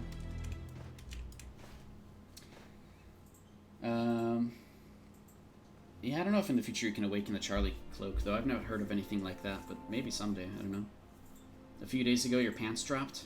Well, that sounds like a personal problem if Amphlon is making your pants drop. But if you're looking for the upgraded like the big end game world boss gear, and you're talking about the one from the garden, that is cool. Then congrats. That's crazy. But if your pants drop just because Amphlon is pretty cool and, you know, everybody gets really shy when they're around him because he's a badass guy, I get it. You know? I totally understand. Oh, you're just saying the raid got it. Oh, I thought you said my pants. Okay, my bad. So Amphlon's pants dropped. Okay, got it. Now I understand. So whoever did get it, then congrats to them. They're definitely going to be working for that set. And I'm sure that they like bought it out and paid the rate, right? That's usually how it works. Why no fairy protection? Farming comes faster. I don't really want to pay for it. And since I'm not really thinking right now, I'm mostly just talking to you guys, I'm not really paying too much attention to this in the background. So I'm just kind of farming, and that's kind of it, you know, it's just happening in the background. I'm not trying to get rank 6 or anything. I already have all the gear where I want it to be, so I'm mostly just farming to get it out of the way, and to slowly build up a pool of infusions where when I do need to upgrade something, I've got them, you know, I've got whatever I need. But like, everything that I have right now with gear, yeah, I don't have mythic chest or pants. Yeah, I don't have a mythic flute. I don't have things to eternal, but like the actual gains and the cost associated with them is so minor to me. Like even the extra resilience, even the extra toughness, it's not enough to justify the cost for now. So instead I went and worked on my underpants and my costume, and I'm just kind of collecting these over time. So I get like rank 2 or 3 every day and then just call it, right? I'm not really trying too hard. I'm not stressing myself out if I miss a day. Because it's like, I can already do everything I need. I can kill anybody I need to in combat just fine. I can keep myself alive just fine. So extra gains to stats are like, it's not really necessary, right? I'm not trying to show off eternal weapons or anything. I don't really care about that, right? So that's just a personal choice in the way that I do this. Yeah, that's it. We got rank 3. Let's go. We'll get out of here. Plus, I wanted to play a little bit mindlessly with the regular Blade Flurry on stream, because I wanted to see if it would work, and it did. I didn't really get tossed around too much. Mostly it was alright, so I might just do this on stream from now on. We'll see. Hey, Slater God.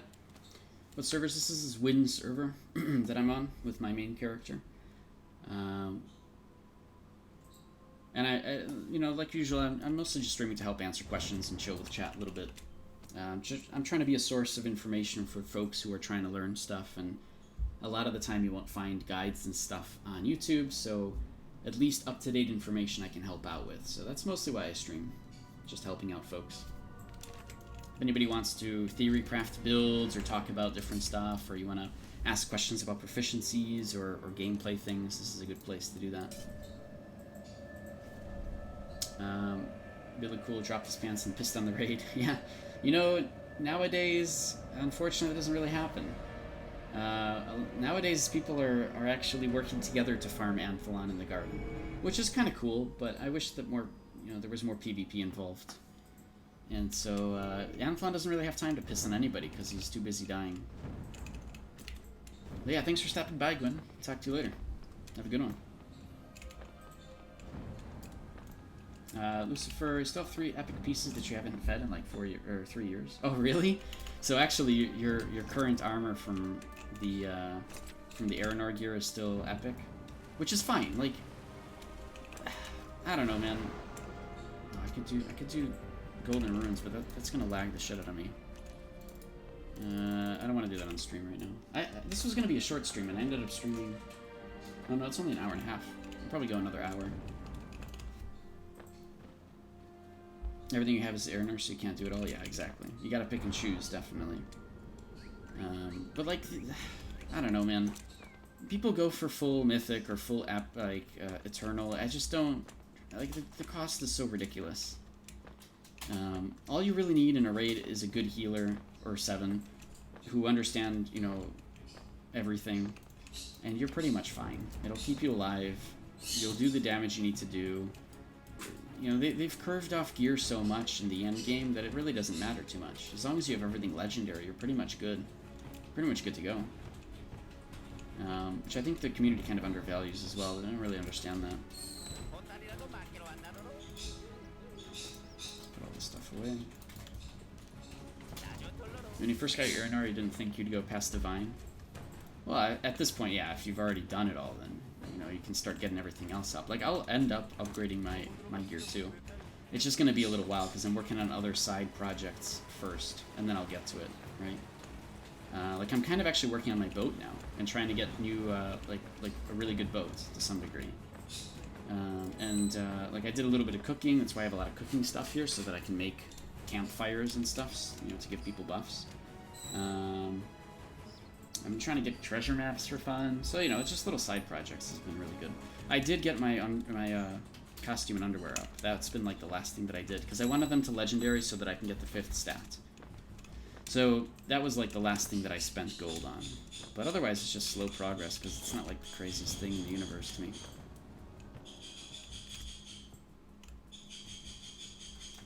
That event helped you out so much last month, the XP crates? Oh, I'd imagine so, yeah. That helped everybody out. It's crazy. I mean, it's like, that one event gave everybody so much progression. I hope we get it back, though, because, like, anybody who missed out on it, missed out, right? And it's not impossible to catch up, it just takes time and such. Because obviously, again, catching up isn't actually that big of a problem because of how much gear and stats curve off in the end game. So it's perfectly fine to catch up. It's just people sped up a little bit, right? And on the fresh start servers, it sucked because, you know, people really pushed past the barrier of I think what people wanted for fresh start early, right? So now there's like so many people with crazy gear on fresh start. First time they looked. First time. Oh, I guess yeah. People with 50 alts would get like so many of those crates. They would just pass around the Aranor to get them all up to Eternal, huh? Yeah, it's a legacy issue that. It's a legacy issue that I'm sure is a problem in AAU as well. It's just not as talked about. Quack, what do you get from treasure maps? Yeah, so there's actually 3 different tiers of treasure maps that give different stuff. The blue ones are rare. They essentially just give 1 Archeum crystal, but they have a chance to give you a Book of Aurora. It's like a 20% chance. It's not too bad. Purple ones are interesting because they can give you either a black pearl or it's something else. There's something else they can give you if it's not a black pearl, which I think is more valuable. But they still have a chance to drop the Book of Aurora, and they'll still give you an Arcane Crystal. Maybe it's like a Superior Glow. The yellow ones can give you Superior Glows, from what I understand, as well as the previous drops, as well as a Smithing Scroll for Ionod. So like Armor, Weapon, or Accessory Smithing Scroll for Ionod. So that's what the yellow ones give, or the heroic ones. These treasure maps with coordinates can come from a couple places. DGS and Ghost Ships, primarily. And when it drops, it's just a random grade, right? But it's the yellow ones that are worth the most, because they can actually give you some pretty decent stuff. Overall, they're just a fun little side thing to do that I kind of enjoy. So I'll try to kill a couple Ghost Ships and then just kind of stack up these treasure maps and then hunt them all at the same time, because it's really not that hard to do.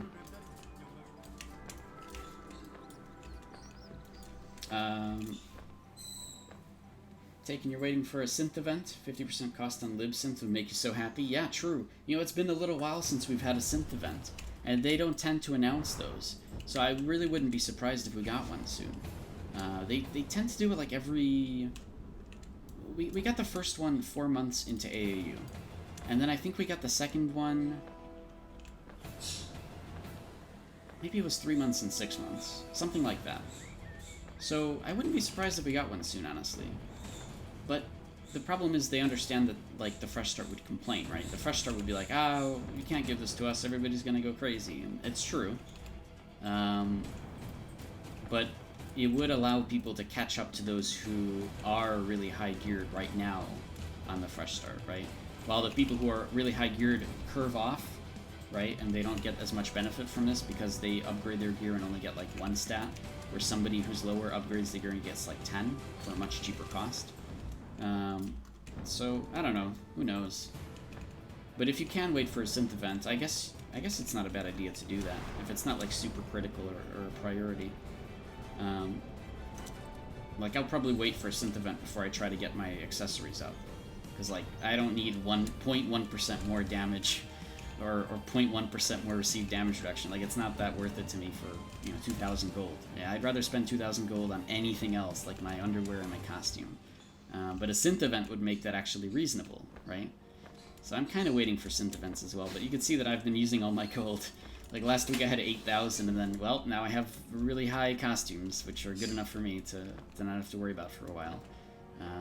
So I'm pretty low in the gold market now. The gold amount that I have. But that's okay, gold comes and goes. It's not that big of a deal.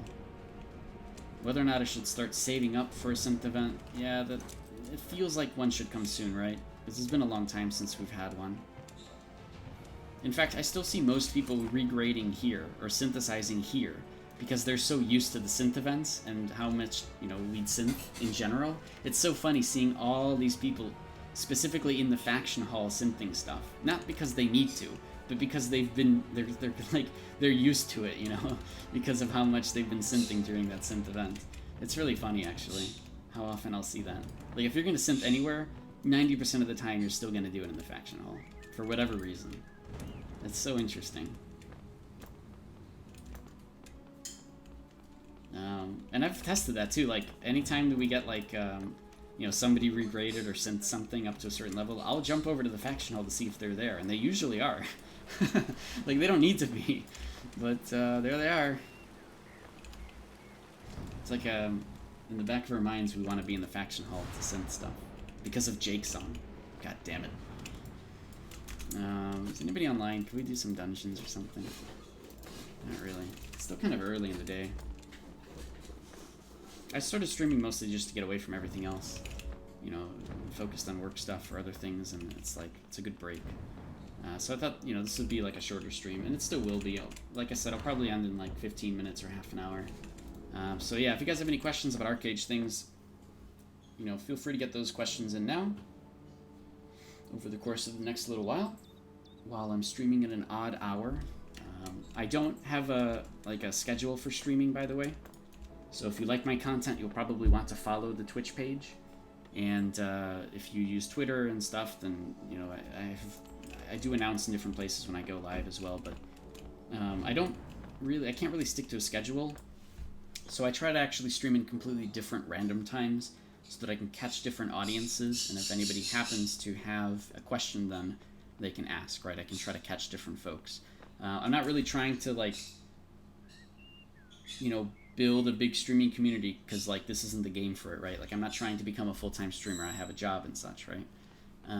If I wanted to, I wouldn't be playing Archeage, but I enjoy Archeage, so that's why I play it and that's why I stream and help people out. But here are all those social media links. You can always go to those or join up with the Discord for the Archeage Research and Development Group, and at least ask questions or whatever there too. And Cody's in the background having a good time. Yeah, I'm so happy I have my wings now. I feel like I'm me again. This is how I look like since 2015. In 2015, in the old servers, they had an event where you had to go to Mirage Isle and you had to kill a red dragon with your friends. And that was the only time we had that event. But it was the only time that we can get these wings, too. And actually, they had different versions that have different effects as well. Yeah, Ox, remember getting those from the big dragon. Yeah, that's right. So yeah, in 2015 I did that. And then I had this exact look since then. Since 2015. Now I have it on Archeage Unchained, so I'm very happy. They did bring the wings back in Legacy as well. I think like 2 weeks ago or something. So for the first time since that event, other people had access to them. And up until then, people would have to trade the wings to other people through tradable cloaks. It's like, I guess they're much cheaper now since it's just a cosmetic item. But yeah, it's, they were a pretty cool discontinued item for a long time. They were, yeah, exactly. Like, they were an actual luxury thing to have. People were like, oh, cool wings, or whatever. Right, now we just have them on the cosmetic shop, so... everybody knows about them, and it's not that crazy, but that's okay. Like, I'm back to my regular look, so I'm perfectly cool with that. With the Glen cloak and everything, it's great. Look at this, with the lightning from the cloud, too. It looks pretty awesome. So yeah, I'm happy. Very happy, actually. Anyways, I still wanted to do something else. What did I want to do? Ooh, Aegis is actually almost in war. Should we push Aegis to war? Yeah, right? No. Yeah? I think I already did it, actually. Maybe not. I have no idea.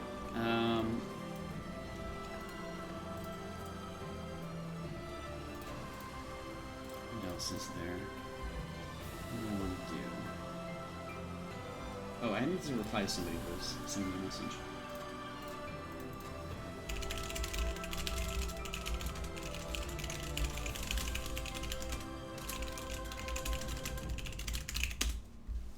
Alright, cool.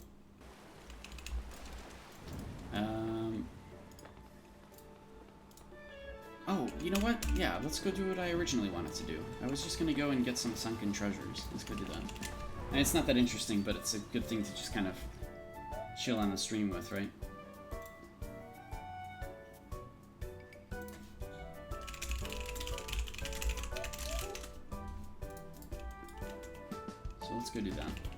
And again, if you guys have any questions about Archeage stuff, it is a good place to ask. If you want to learn about mechanics or whatever, I've put out a lot of information on my Reddit page, so you can always go to my Reddit page, and you'll find a lot of really, really good stuff kind of linked at the very top, just like pinned there, which I do really recommend looking at. If you've not seen those Reddit posts that I've made, they're actually quite important, varying from how loot drop rate actually works tested, to height damage bonus, and actually how you actually do more damage from a height down when you're shooting down at somebody, to like how target prioritization works, to like what's another one? How AoE damage fall off works. Like all that stuff is on there, so it's probably a good place to just kind of go and check out some things. And I can always go and do a refresher on any of those things if you guys have any, follow-up questions on those subjects. I know, like, height damage bonus was a really, really big one, because everybody was like, what the hell? This has existed forever? And yes, it's a thing, and nobody really thought about it ever, or tested it, but yeah, that's a thing, right?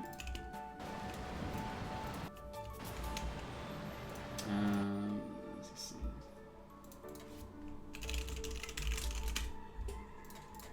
Alright, let's go get some of these sunken treasures. And God forbid I get a Perdita, and then I have to actually bring it in on stream. Oh my god, it would kill me. Somebody would kill me for that, for sure. Everybody in the universe would come over just to gank me, which is fine. I don't really care. 1,000 gold, it's not that big of a deal. If I lose 1,000 gold on stream, whatever. At least it was on stream, so that's fine. But I have been working on my boat a little bit. Everything's epic for the most part, except for the mounted shields. I'm trying to make this a really fast boat with a bone crawl. So that's kind of what I chose to do. But I did also invest in an Esnin Mistral rudder, because it's the cheaper baby version, so why the hell not? And also a Sea Storm underwater breathing device. This is a really nice one. A lot of people don't know that these underwater breathing devices actually give you movement speed in the water. And the Sea Storm one is no exception, giving 25% extra swim speed. So this is a really, really nice way to like go underwater and farm these sunken treasure chests. Even the Sea Breeze underwater breathing device gives 15%. So like already that's really good. Just for a base 15% movement speed, that's really cheap. The Mistral and the Sea Storm one are a little bit more expensive to craft, but I went for it. Why the hell not? Again, just another thing to spend extra gold on. Because at least this gives me some more fun, different ways to play and do different things.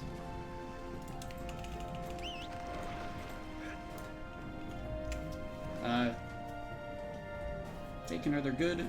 Animation canceling combos for Curse Brand. Animation canceling, similar to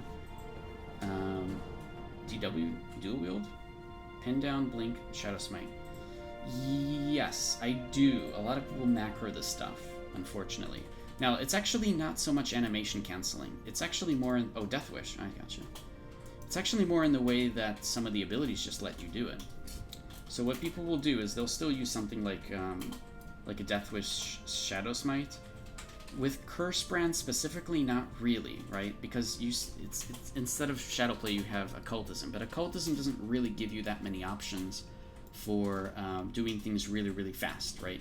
Occultism is still technically a magic tree, and so its global cooldowns are much higher. In fact, even with the melee version of Hellspear, it still has the magic global cooldown, right? It's still kind of a longer global cooldown compared to like, like Sunder Earth, for example, which I think has a very low global cooldown. Yeah, it actually has none.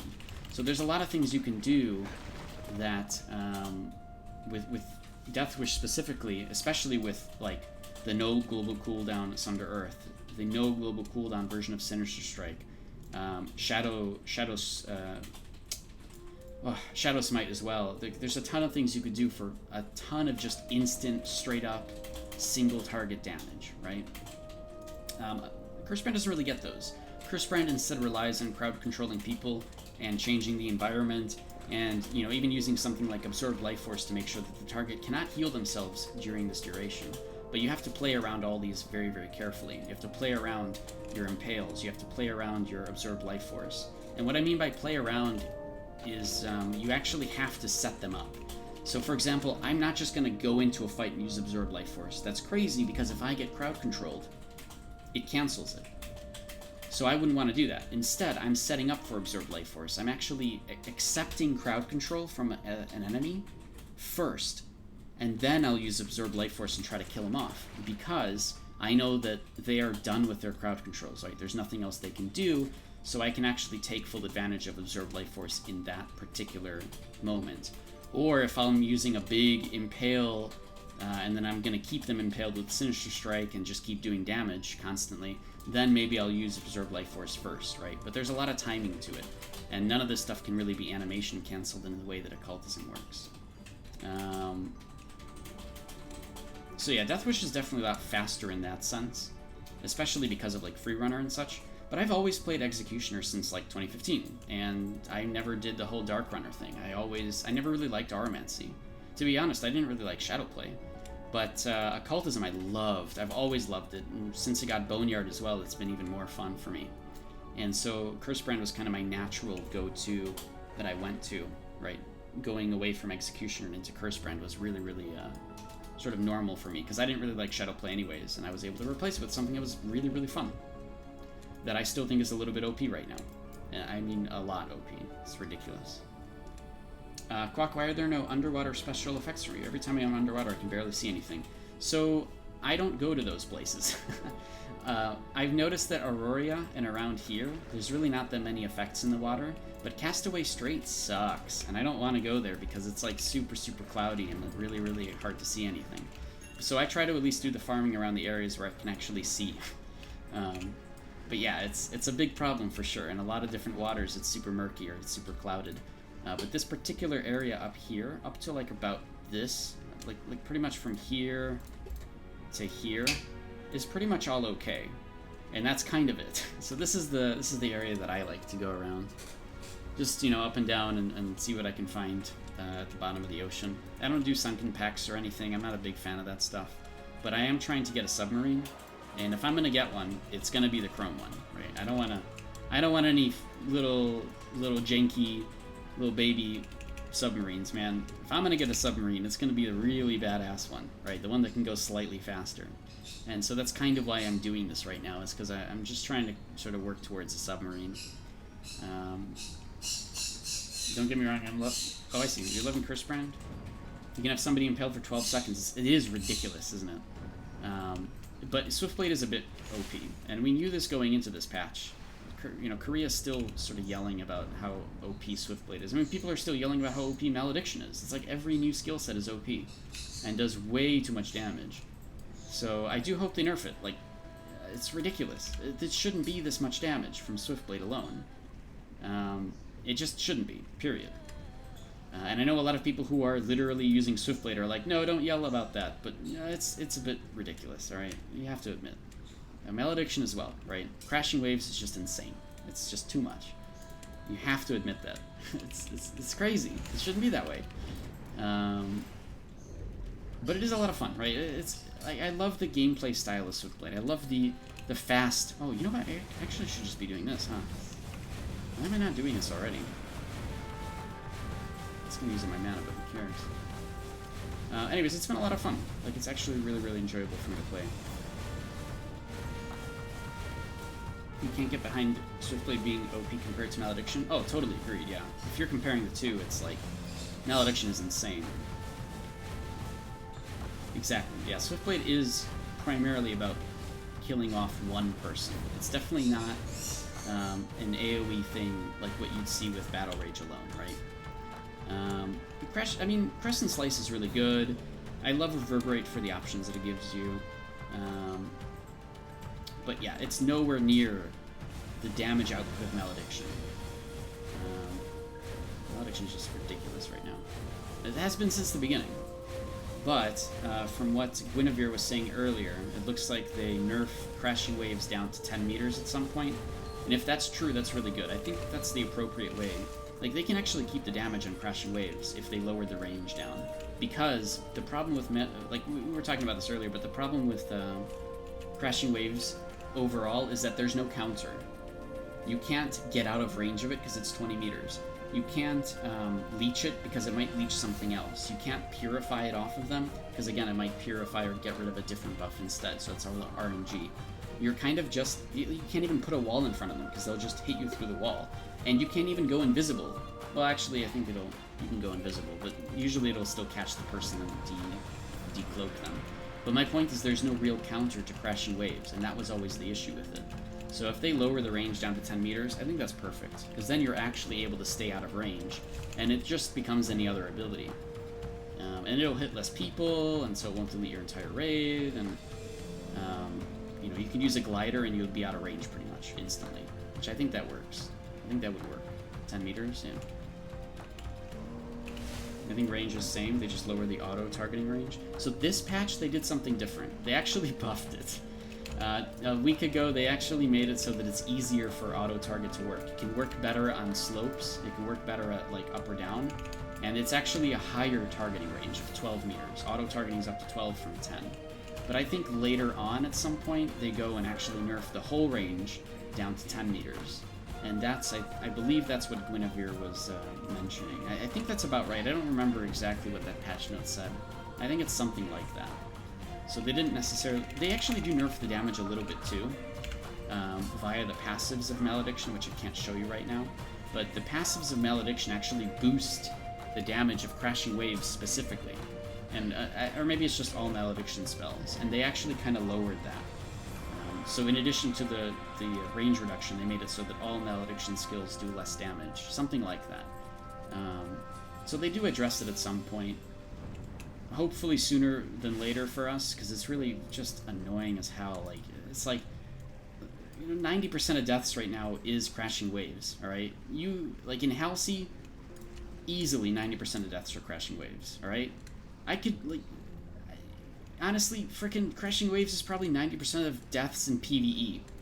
And I mean literally, like, another player kills you. Like, I don't even know how. Alright, crashing waves comes out of the sky and just hits you because somebody across the continent used it, alright? I feel like that's still the case, or at least it feels that way. It's just insane. It just kills everything. So, I don't know. I hope they nerf it at some point. Like, it's too much, man. It's too much. But they do address it, so, you know, it's just, we're kind of waiting for when we get that patch, right? Granted, then they make staffs do 30% more damage, so... Still, a staff would probably be able to wipe a lot with crashing waves. So you have that to look forward to. I'm actually looking forward to it, honestly. Like, I do like the changes with making weapon attack speed work for everybody. For healing and magic and such. It's just, there's a downside, right? Like, the downside to a staff doing more damage is it's got higher animation time and global cooldown, which means that with a staff it'll be almost impossible, if not just impossible, to animation cancel, theoretically. I don't know, because it's just gonna, like, the global cooldowns are gonna be too slow and such. I don't know, I guess we'll see, but I think that's what they were trying to accomplish there, is staffs just do more straight up damage and are probably better for cast time builds. We'll see, I don't know. It's really hard to tell how the game will end up, right? Or what patches we'll get. So we're just kind of guessing, based on what, like, Korea got. Oh man, they really are doing Aegis. Oh man. But to be honest, I don't know if I did Aegis or not. I think I already did. Let's go look. Aegis. Can I just swim there? No. Alright, whatever. Well, we got like 3. And we didn't get any of the really good stuff. We just got Vault Storm Shards, so it's really just more things to put in my house eventually. In my history house.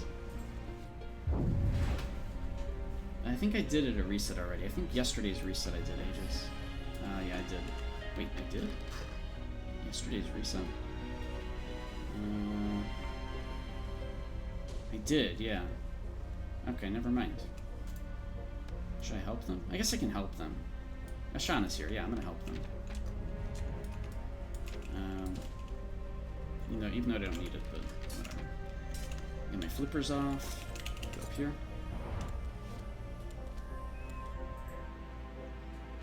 Any other questions from chat? If you guys have any Archeage related questions, feel free to ask. Any mechanic stuff or theory crafting or whatever. Or you just want to vent about something, this is a good place to do it. No! Oh my god, that scares me every time! When I push T and Y at the same time, and both happen, and then my camera just goes nuts. Oh god, it scares the shit out of me. Ugh.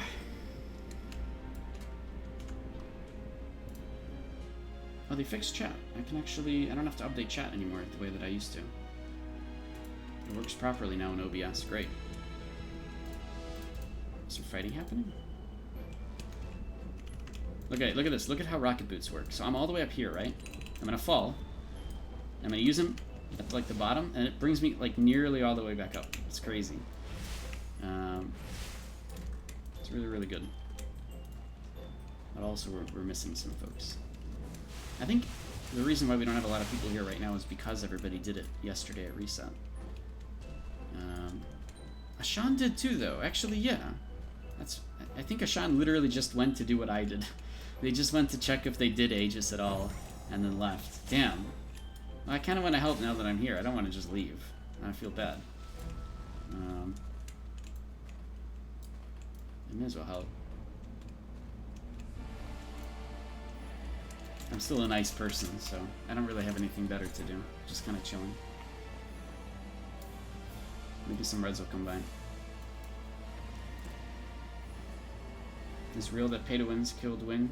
It's like a mixture of a bunch of stuff. Not yes and no. It's a lot of politics and things. Essentially, there's like one big guild on East, and they sort of just kicked everybody else out of East, so they were the only ones. So there's really only one guild on East right now. While West has like 10 different guilds that are all working together to try to sort of stop them. And this, but otherwise they're essentially free farming, yeah. I wouldn't say the win is dead by any means. I actually think it's perfectly fine. West is really good. West is extremely lively. In fact, I'd say West is more active than East. In fact, East was even able to, like, they're so inactive in East that they actually lost their Diamond Shores base. Yet, they're the ones who have massive activity because they kill all the world bosses, because that's just one guild doing it, right? So if anything, East is, like, a really, really dead sort of faction right now. But West is actually really, really good and a lot of fun. Everybody's working together. People are being really, really positive. It's just mostly ignoring the one guild that's owning all the content while we just go and get our gear scores up and get our gear up for all the folks so that we can actually compete against them, right?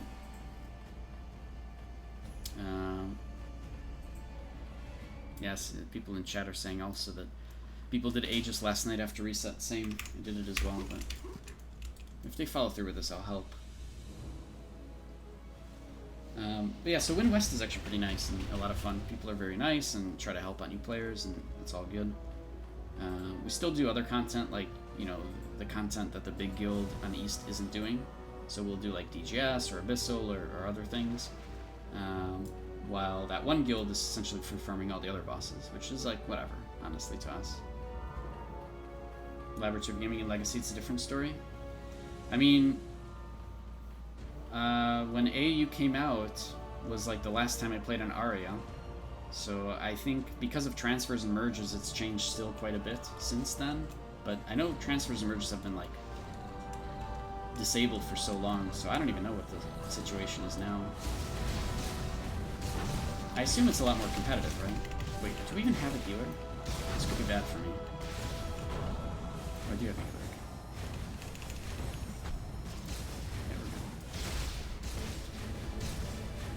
And Legacy or Unchanged is the same history, by the way. I mean, it's usually a cycle, yeah. Every server tends to be the same. Somebody ends up winning everything, everybody else quits because they're bored, or merges or transfers to a different server. There's always one guild that wants to rule all the content instead of trying to work with others. Generally, it's the same story. I think Legacy nowadays is a little different because they understand that the game is gonna die if they don't play and actually try to make it fun for everybody, right? Because they're not getting any new players, so they have to entertain the ones that are there. And so I think Legacy, more than anybody, understands that you have to keep competition, you have to be positive and have fun. because otherwise your competition is going to leave the game, and then you're going to be bored. But, which is new. Like, that's generally never been a thing. Nobody, for some reason, understands that. Until they block trade build. What do you mean? Slater? Or Slatier? I don't know how to say your name exactly. Until they block trade build. You mean like the stuff that just came out in Korea? Where they're like capping how much you can trade, and there's a huge tax on it, and all this other stuff?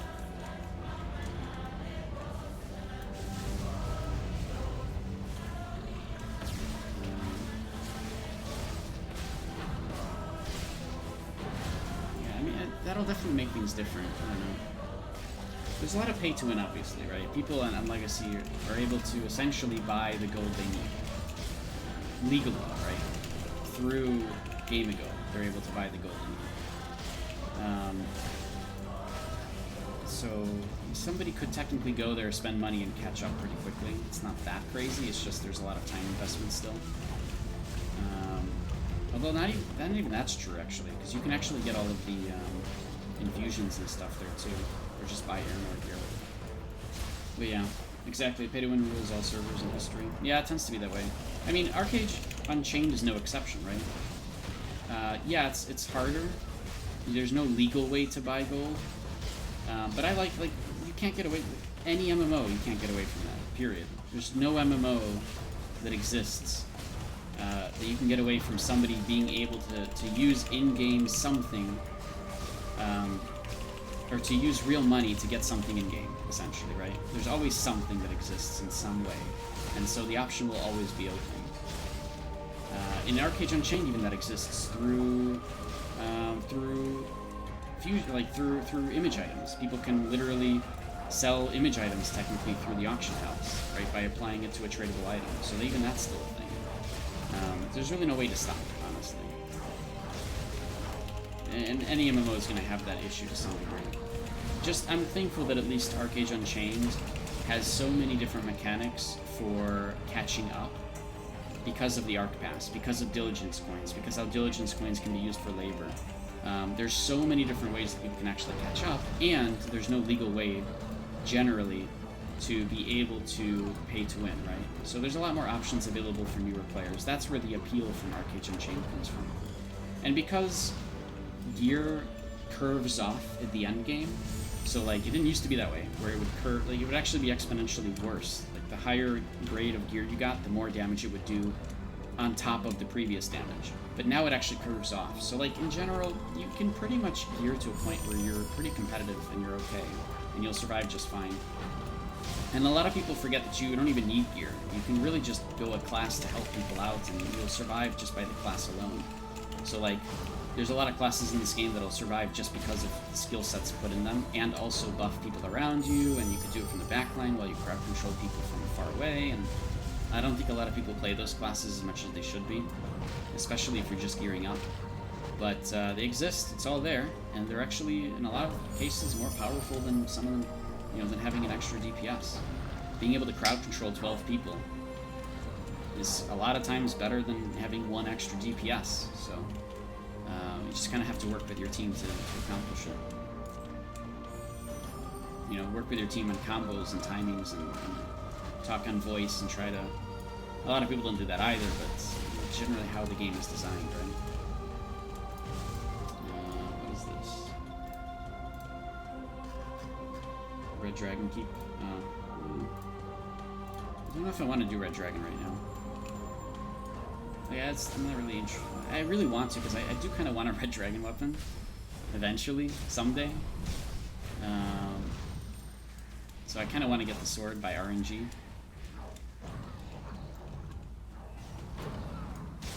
But I'm not, like, super crazy about it. The gold crates are good. Maybe I really should. Oh my god, Agent really did get the Noriana Squire. Nice. They really got it. Hold on, I want to click it. I want to click the Noriana Squire. Where is it? There it is. Nice! Squire. There it is. Dude, this thing can shaken targets still. It has a Tiger Strike and it shakens all the targets. It's actually pretty good. Like, really good. It's actually really, really good. And PvE, too. Hosting me now? Oh, thanks. Appreciate it. Thanks, man. But yeah, like, it's so, like, I don't know. The Narayana, there's so many pets in this game that are actually really good. The Narayana Squire is really good. It can actually force a crit, so it's really good in PvE and PvP. It can stun a bunch of targets in an AoE. It can cause AoE shaken, essentially. I kind of want to get one for myself, because if I do that, then I can have it shaken a bunch of targets, and then I run in and use Crescent Slice to distress them. So there's actually, like, massive merit to me getting that with Swiftblade.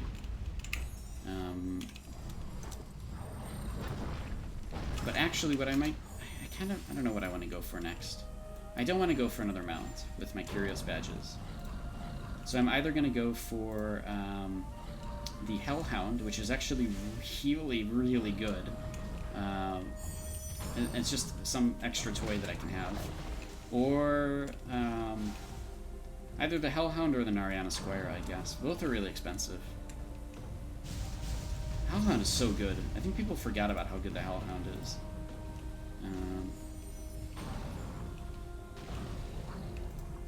I kind of forgot why, too. Why was the Hellhound so good? Does anybody remember? I know it can catch people who are... Oh, I remember why. Because I think its ability makes it so that a target takes 30% more damage from everyone. But maybe it's only from the Hellhound. I don't actually know. Either way, that's good in PvE. It can mark a target, essentially. It also has a pretty good trip from range, and some other stuff. The Hellhound is really good at it. I gotta think about that. But, like, I don't really get Curious badges, because I'm not farming my alts or anything. Like, I don't really care to do any of that stuff, like most people, unfortunately, are. I'm kind of forced to, because of the system at the moment.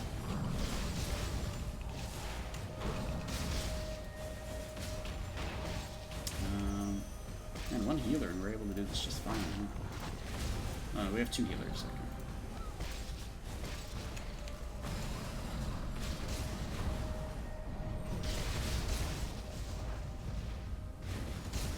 Yeah, any other questions then? I'll probably stop the stream after Red Dragon then. We'll do that and then I'll head off. So if you guys have any questions about Archeage things, feel free to ask. Again, mostly keeping myself open to answering questions and helping out you guys. So, you know, if you want to talk about proficiencies or theorycraft builds, or you have any questions about different mechanics, or you have questions about how I've done something with my character, you know, those are all really good things. And honestly, like I keep saying, Archeage is a ridiculously complicated game, where everything in the game is extremely complicated. There's tiers and layers of things to learn and understand. We still are, you know, we're still 7 years after the game came out, learning new mechanics that have existed since the beginning, right? I'm not even kidding, right? The height damage bonus is the biggest one, where we revealed, you know, my friends and I revealed on Reddit that just dealing damage from a higher elevation than somebody else, like you're shooting down at them, will actually give you a linear damage bonus, so it's actually quite hefty. And even jumping up and down at the top of the height will give you a damage bonus. So, like, these are things that people generally didn't even know. And we've only just really uncovered and made public. So there's tons of things like that. There's tons of mechanics like that. And so for all these reasons, Archeage is really complicated. If you're not constantly asking questions and trying to learn more about stuff, then you're just never going to end up learning things, because, you know, you're too focused on what's just in front of you, and you'll never really see everything else. Right? We've never really noticed this mechanic because nobody asks questions, and so this is a good example of that, the whole height damage thing. So don't be afraid to ask any questions. This is a good place to do it. Otherwise, you can always catch me on Discord or somewhere else if you do have a question. I know a lot of people do tend to do that. I would just rather answer things in person on stream, and it's mostly why I stream. Just help out, right? But I think today's been an alright day. My head still does kind of hurt, which is why it's kind of a shorter stream today. But I do want to stream tomorrow and Sunday if I get a chance to, and I'll let everybody know on Twitter when that is the case. And I know a lot of other folks just like to tune into the stream for like AoE learning, so to speak. So like if we just come across something, or if I accidentally talk about something, then everybody sort of learns it, which is good, right? I totally understand that. So lurking on the stream makes perfect sense. But if there is anything you guys have, you know, question-wise, feel free to just ask.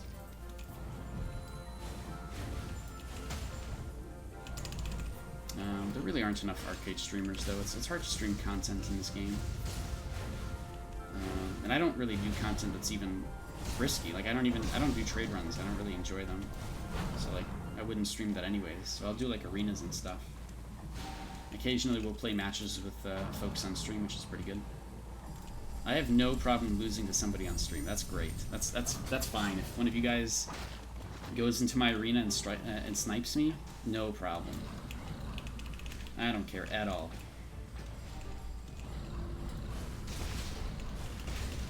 But it's been hard to do arenas too, I guess, just because it's like, I don't know, people queue up so much against their ults instead of trying, so it's hard to find an actual arena. It's sad that that's kind of how it's become, but the game has never really focused on arenas, so it's never been really made into a way that actually works much better.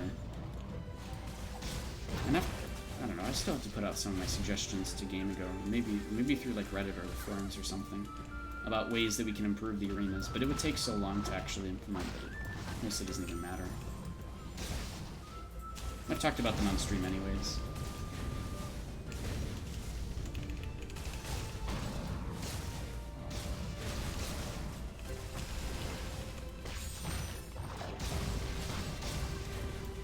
Alright, this is Frog almost dead, because I gotta go to a dragon. I don't think they need my help, so if I need to queue Red Dragon, I will.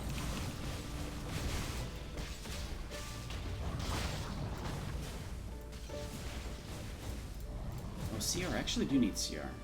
But I'd rather go to Red Dragon, because that gives more honor. And I don't really care. It's like, it's not that big of a deal to me. Yesterday I used 30,000 honor, and I actually got, finally, after so many attempts, I got my ring to have melee skill damage increase, so that took way too many attempts to get that. But now there's only like a couple more things I need Serendipity Stones for, and they're not even that crazy. The Radiant Noria Earring, I don't want Received Healing, I want Parry Rate. And my underwear, I don't want melee attack, I want to get something else. Which I'm not even sure what, honestly. Oh, I can't do this during combat. Shit. Okay, good, we're out of combat now. Yay. Perfect timing. Alright, let's try to get Red Dragon.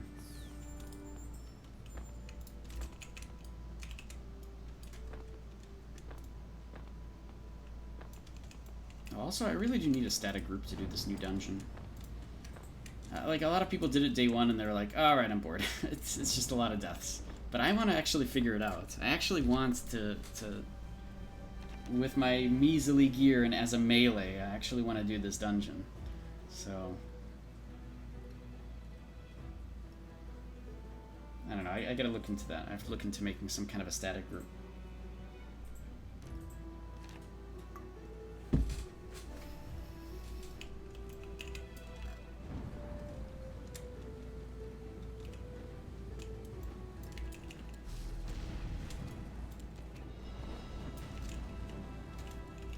Alright, let's go up.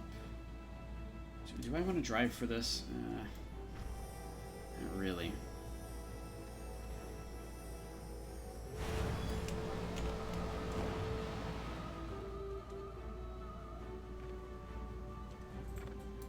I'm gonna turn up the music a little bit. Actually, oh god, that's way too many people in my car. Alright, this is up to them, alright? If this car goes too slowly and they all die, that's their fault. Alright, I'm not telling anybody what to do. In the meantime, let me play my favorite song for Red Dragon killing.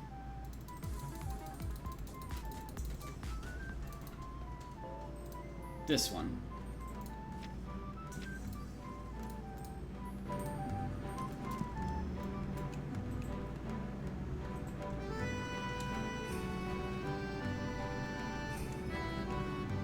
God, we're going so slowly though. And the people who are sitting in the vehicle have to stand up, and it'll completely make everything go nuts. So this is not gonna end well. This whole thing that's happening on my car right now. I guess people still don't understand that you actually shouldn't stand on the hood. It's okay if somebody's also standing in the back, kind of balances it out. But generally, standing in the hood is pretty bad. Yeah, this isn't going to be fast enough, but whatever. We'll let it sort itself out once everybody starts standing up. In fact, I probably should give everybody a chance to do it now. Alright, stand up, people. Go ahead. Alright, we're not standing up today, so that'll just cause problems later then. Fine.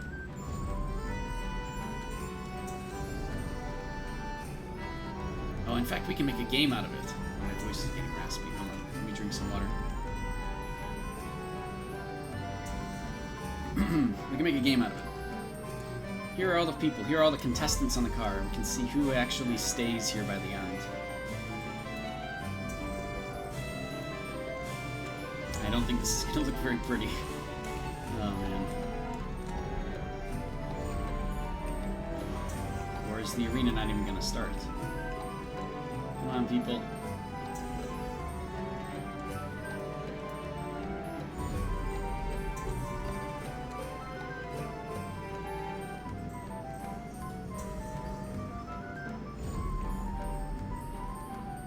Hey!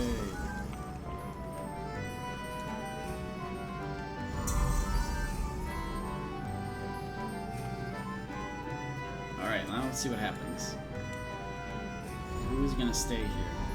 Who's gonna get popped out of the car by lag? By lag and glitchiness.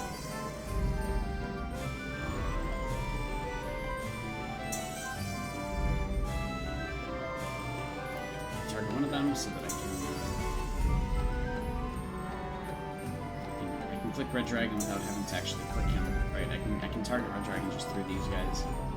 Oh, first one's gone. Bam.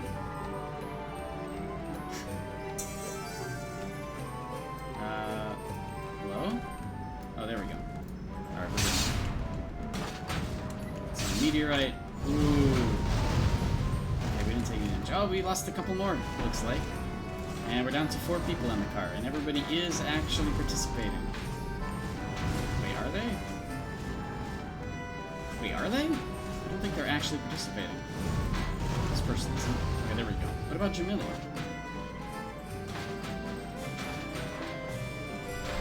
Are they gonna shoot at it? Hello? Wait, are we not shooting today? I'm not even getting buffs from them. I don't get what they're doing. I'm not even playing songs. Let's wake him up a little bit. Nothing. He's not even participating.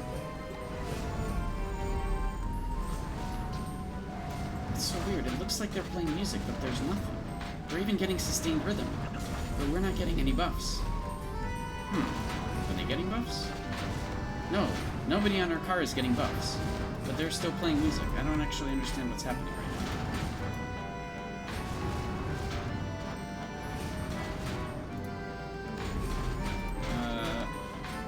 now. Alright, well, whatever. Fine. I don't really care. What do I care? I just want to kill a dragon, alright?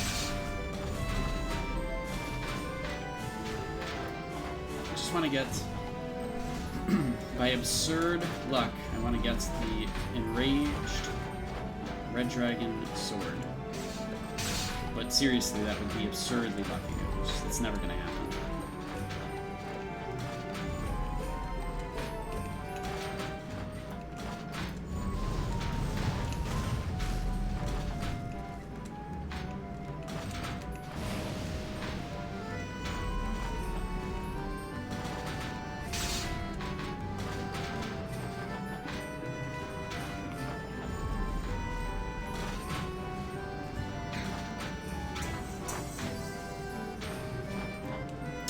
Leisurely car ride. Nothing too interesting happening here, just a dragon. It's dying. Again, if you guys have any questions about Archeage things, now's a great time to have a conversation. It looks like we're going to be doing a full send based on chat. So I really don't have to pay very much attention. I just have to make sure that I'm constantly DPSing and saving all of my big DPS for when it hits 50k or 500k or whatever health it is that he needs to be at.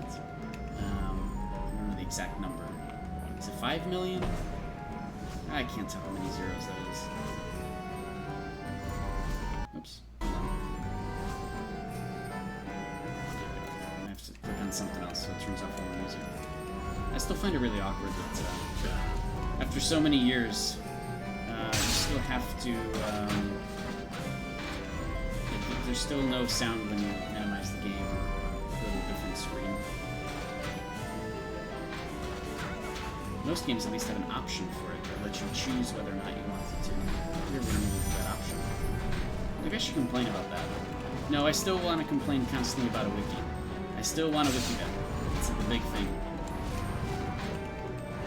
Help the new players. Let people learn things. You know, as soon as there's a wiki, we already have, like, really, really good sources of just random information all over the internet. Like, all of Tog's videos on YouTube as well could just be put up on the wiki as, like, guides for all sorts of things. At least in an official wiki sense, right? Where it's there and accessible from in-game. But now, that's crazy. It's crazy talk. You can't set up a server for a wiki. That's insane. I mean, we used to have that, but no, let's not talk about that. No.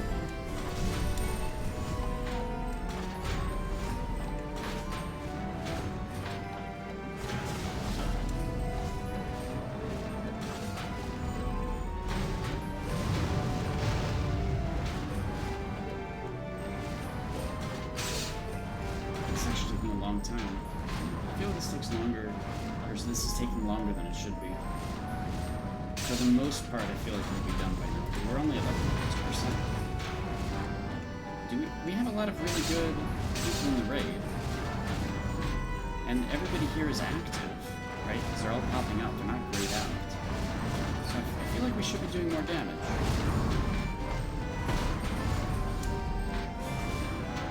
Whatever. Hopefully a full sim doesn't keep us here for like an hour. And if it does, I'm just going to end the stream so you guys don't have to deal with it. Because I wouldn't like that.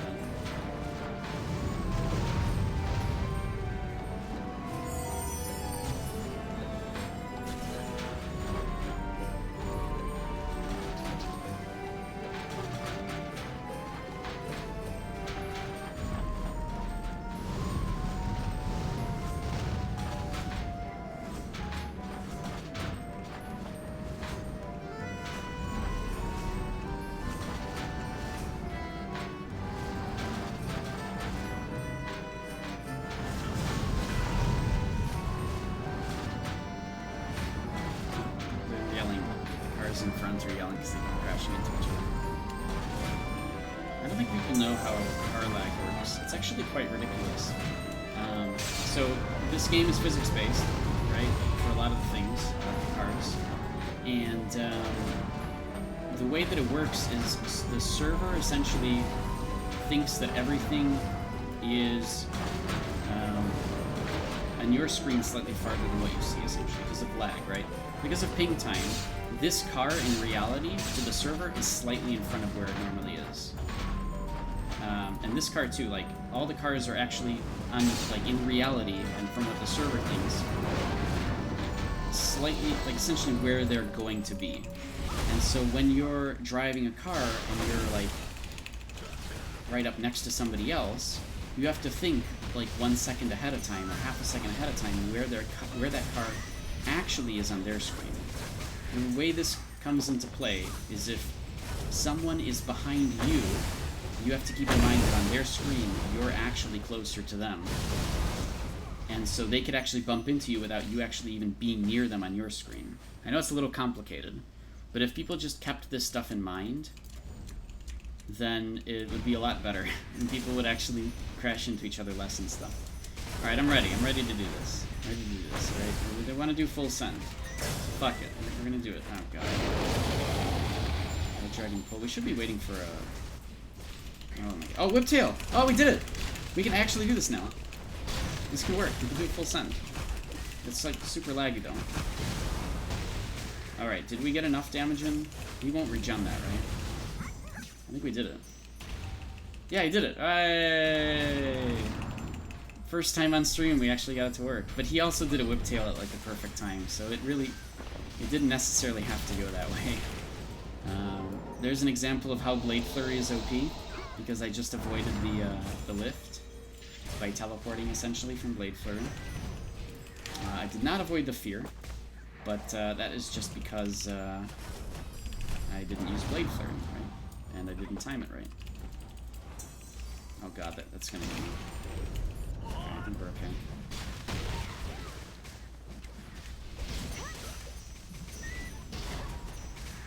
Oh my god, it's so laggy though. Just because of the stream, it's laggy.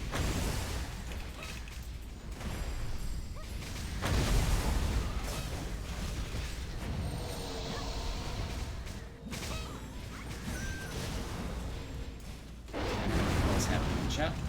In game? Let's just not pay attention to that at all.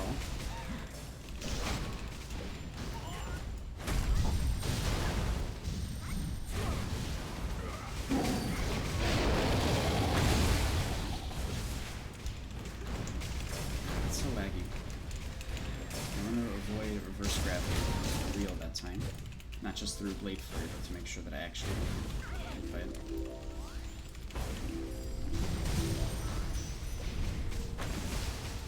I'm still also using the regular Blade Flurry here, so it should be doing an extra attack compared to Wave Blade Flurry. Which I really do enjoy. Like, I've gotten so used to using regular Blade Flurry, and even though it teleports you and such, that it's really not that big of a deal to me. I've kind of compensated for that already. I understand how to play with it. And so, I feel like I just have to use it all the time.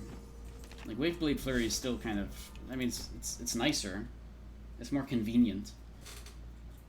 But I don't need to use it. Like, I'd rather get more damage out of what I'm doing. So I'm still having a hard time deciding between which I wanted to use there and such. Alright, let's open this. Red Dragon Pouch. Alright, nothing crazy. I think that's going to be it for today. Again, it was planned to be a shorter stream anyways, like 2 to 3 hours, so I think we've pretty much hit that. Earlier we had some really good questions answered and all that. At the end, all of this, like in a few hours, will just be uploaded up to my YouTube page, the whole VOD. So if there is something that was answered earlier or something that you wanted to see again, all of this stuff will be up on my YouTube page later on. Otherwise, I'm going to try to find some time to stream this weekend, again, just to help answer questions and such. So, you know, you can always PM me questions if you want on Discord or whatever, but it's probably much easier to just hang out on stream, and we can actually talk about things, you know, in person as opposed to having to do it through, like, text and such. Plus, it's easier for me to answer questions in more detail that way. Alright, I'm done. I'm heading out. And I will see you all probably at some point tomorrow, probably around noon, because we tend to start off with the Mirage Isle Fish Fest in the beginning, right? Just while, you know, the stream starts to start up. So we'll expect something around then. Yeah, I guess that's it. Thanks everybody for hanging out. See you all then. Good day.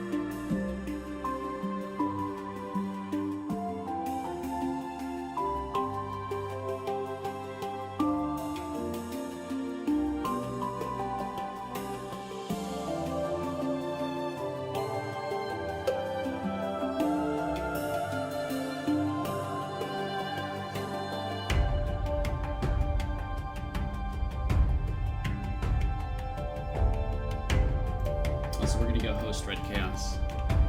We'll do a raid for Red Chaos TV.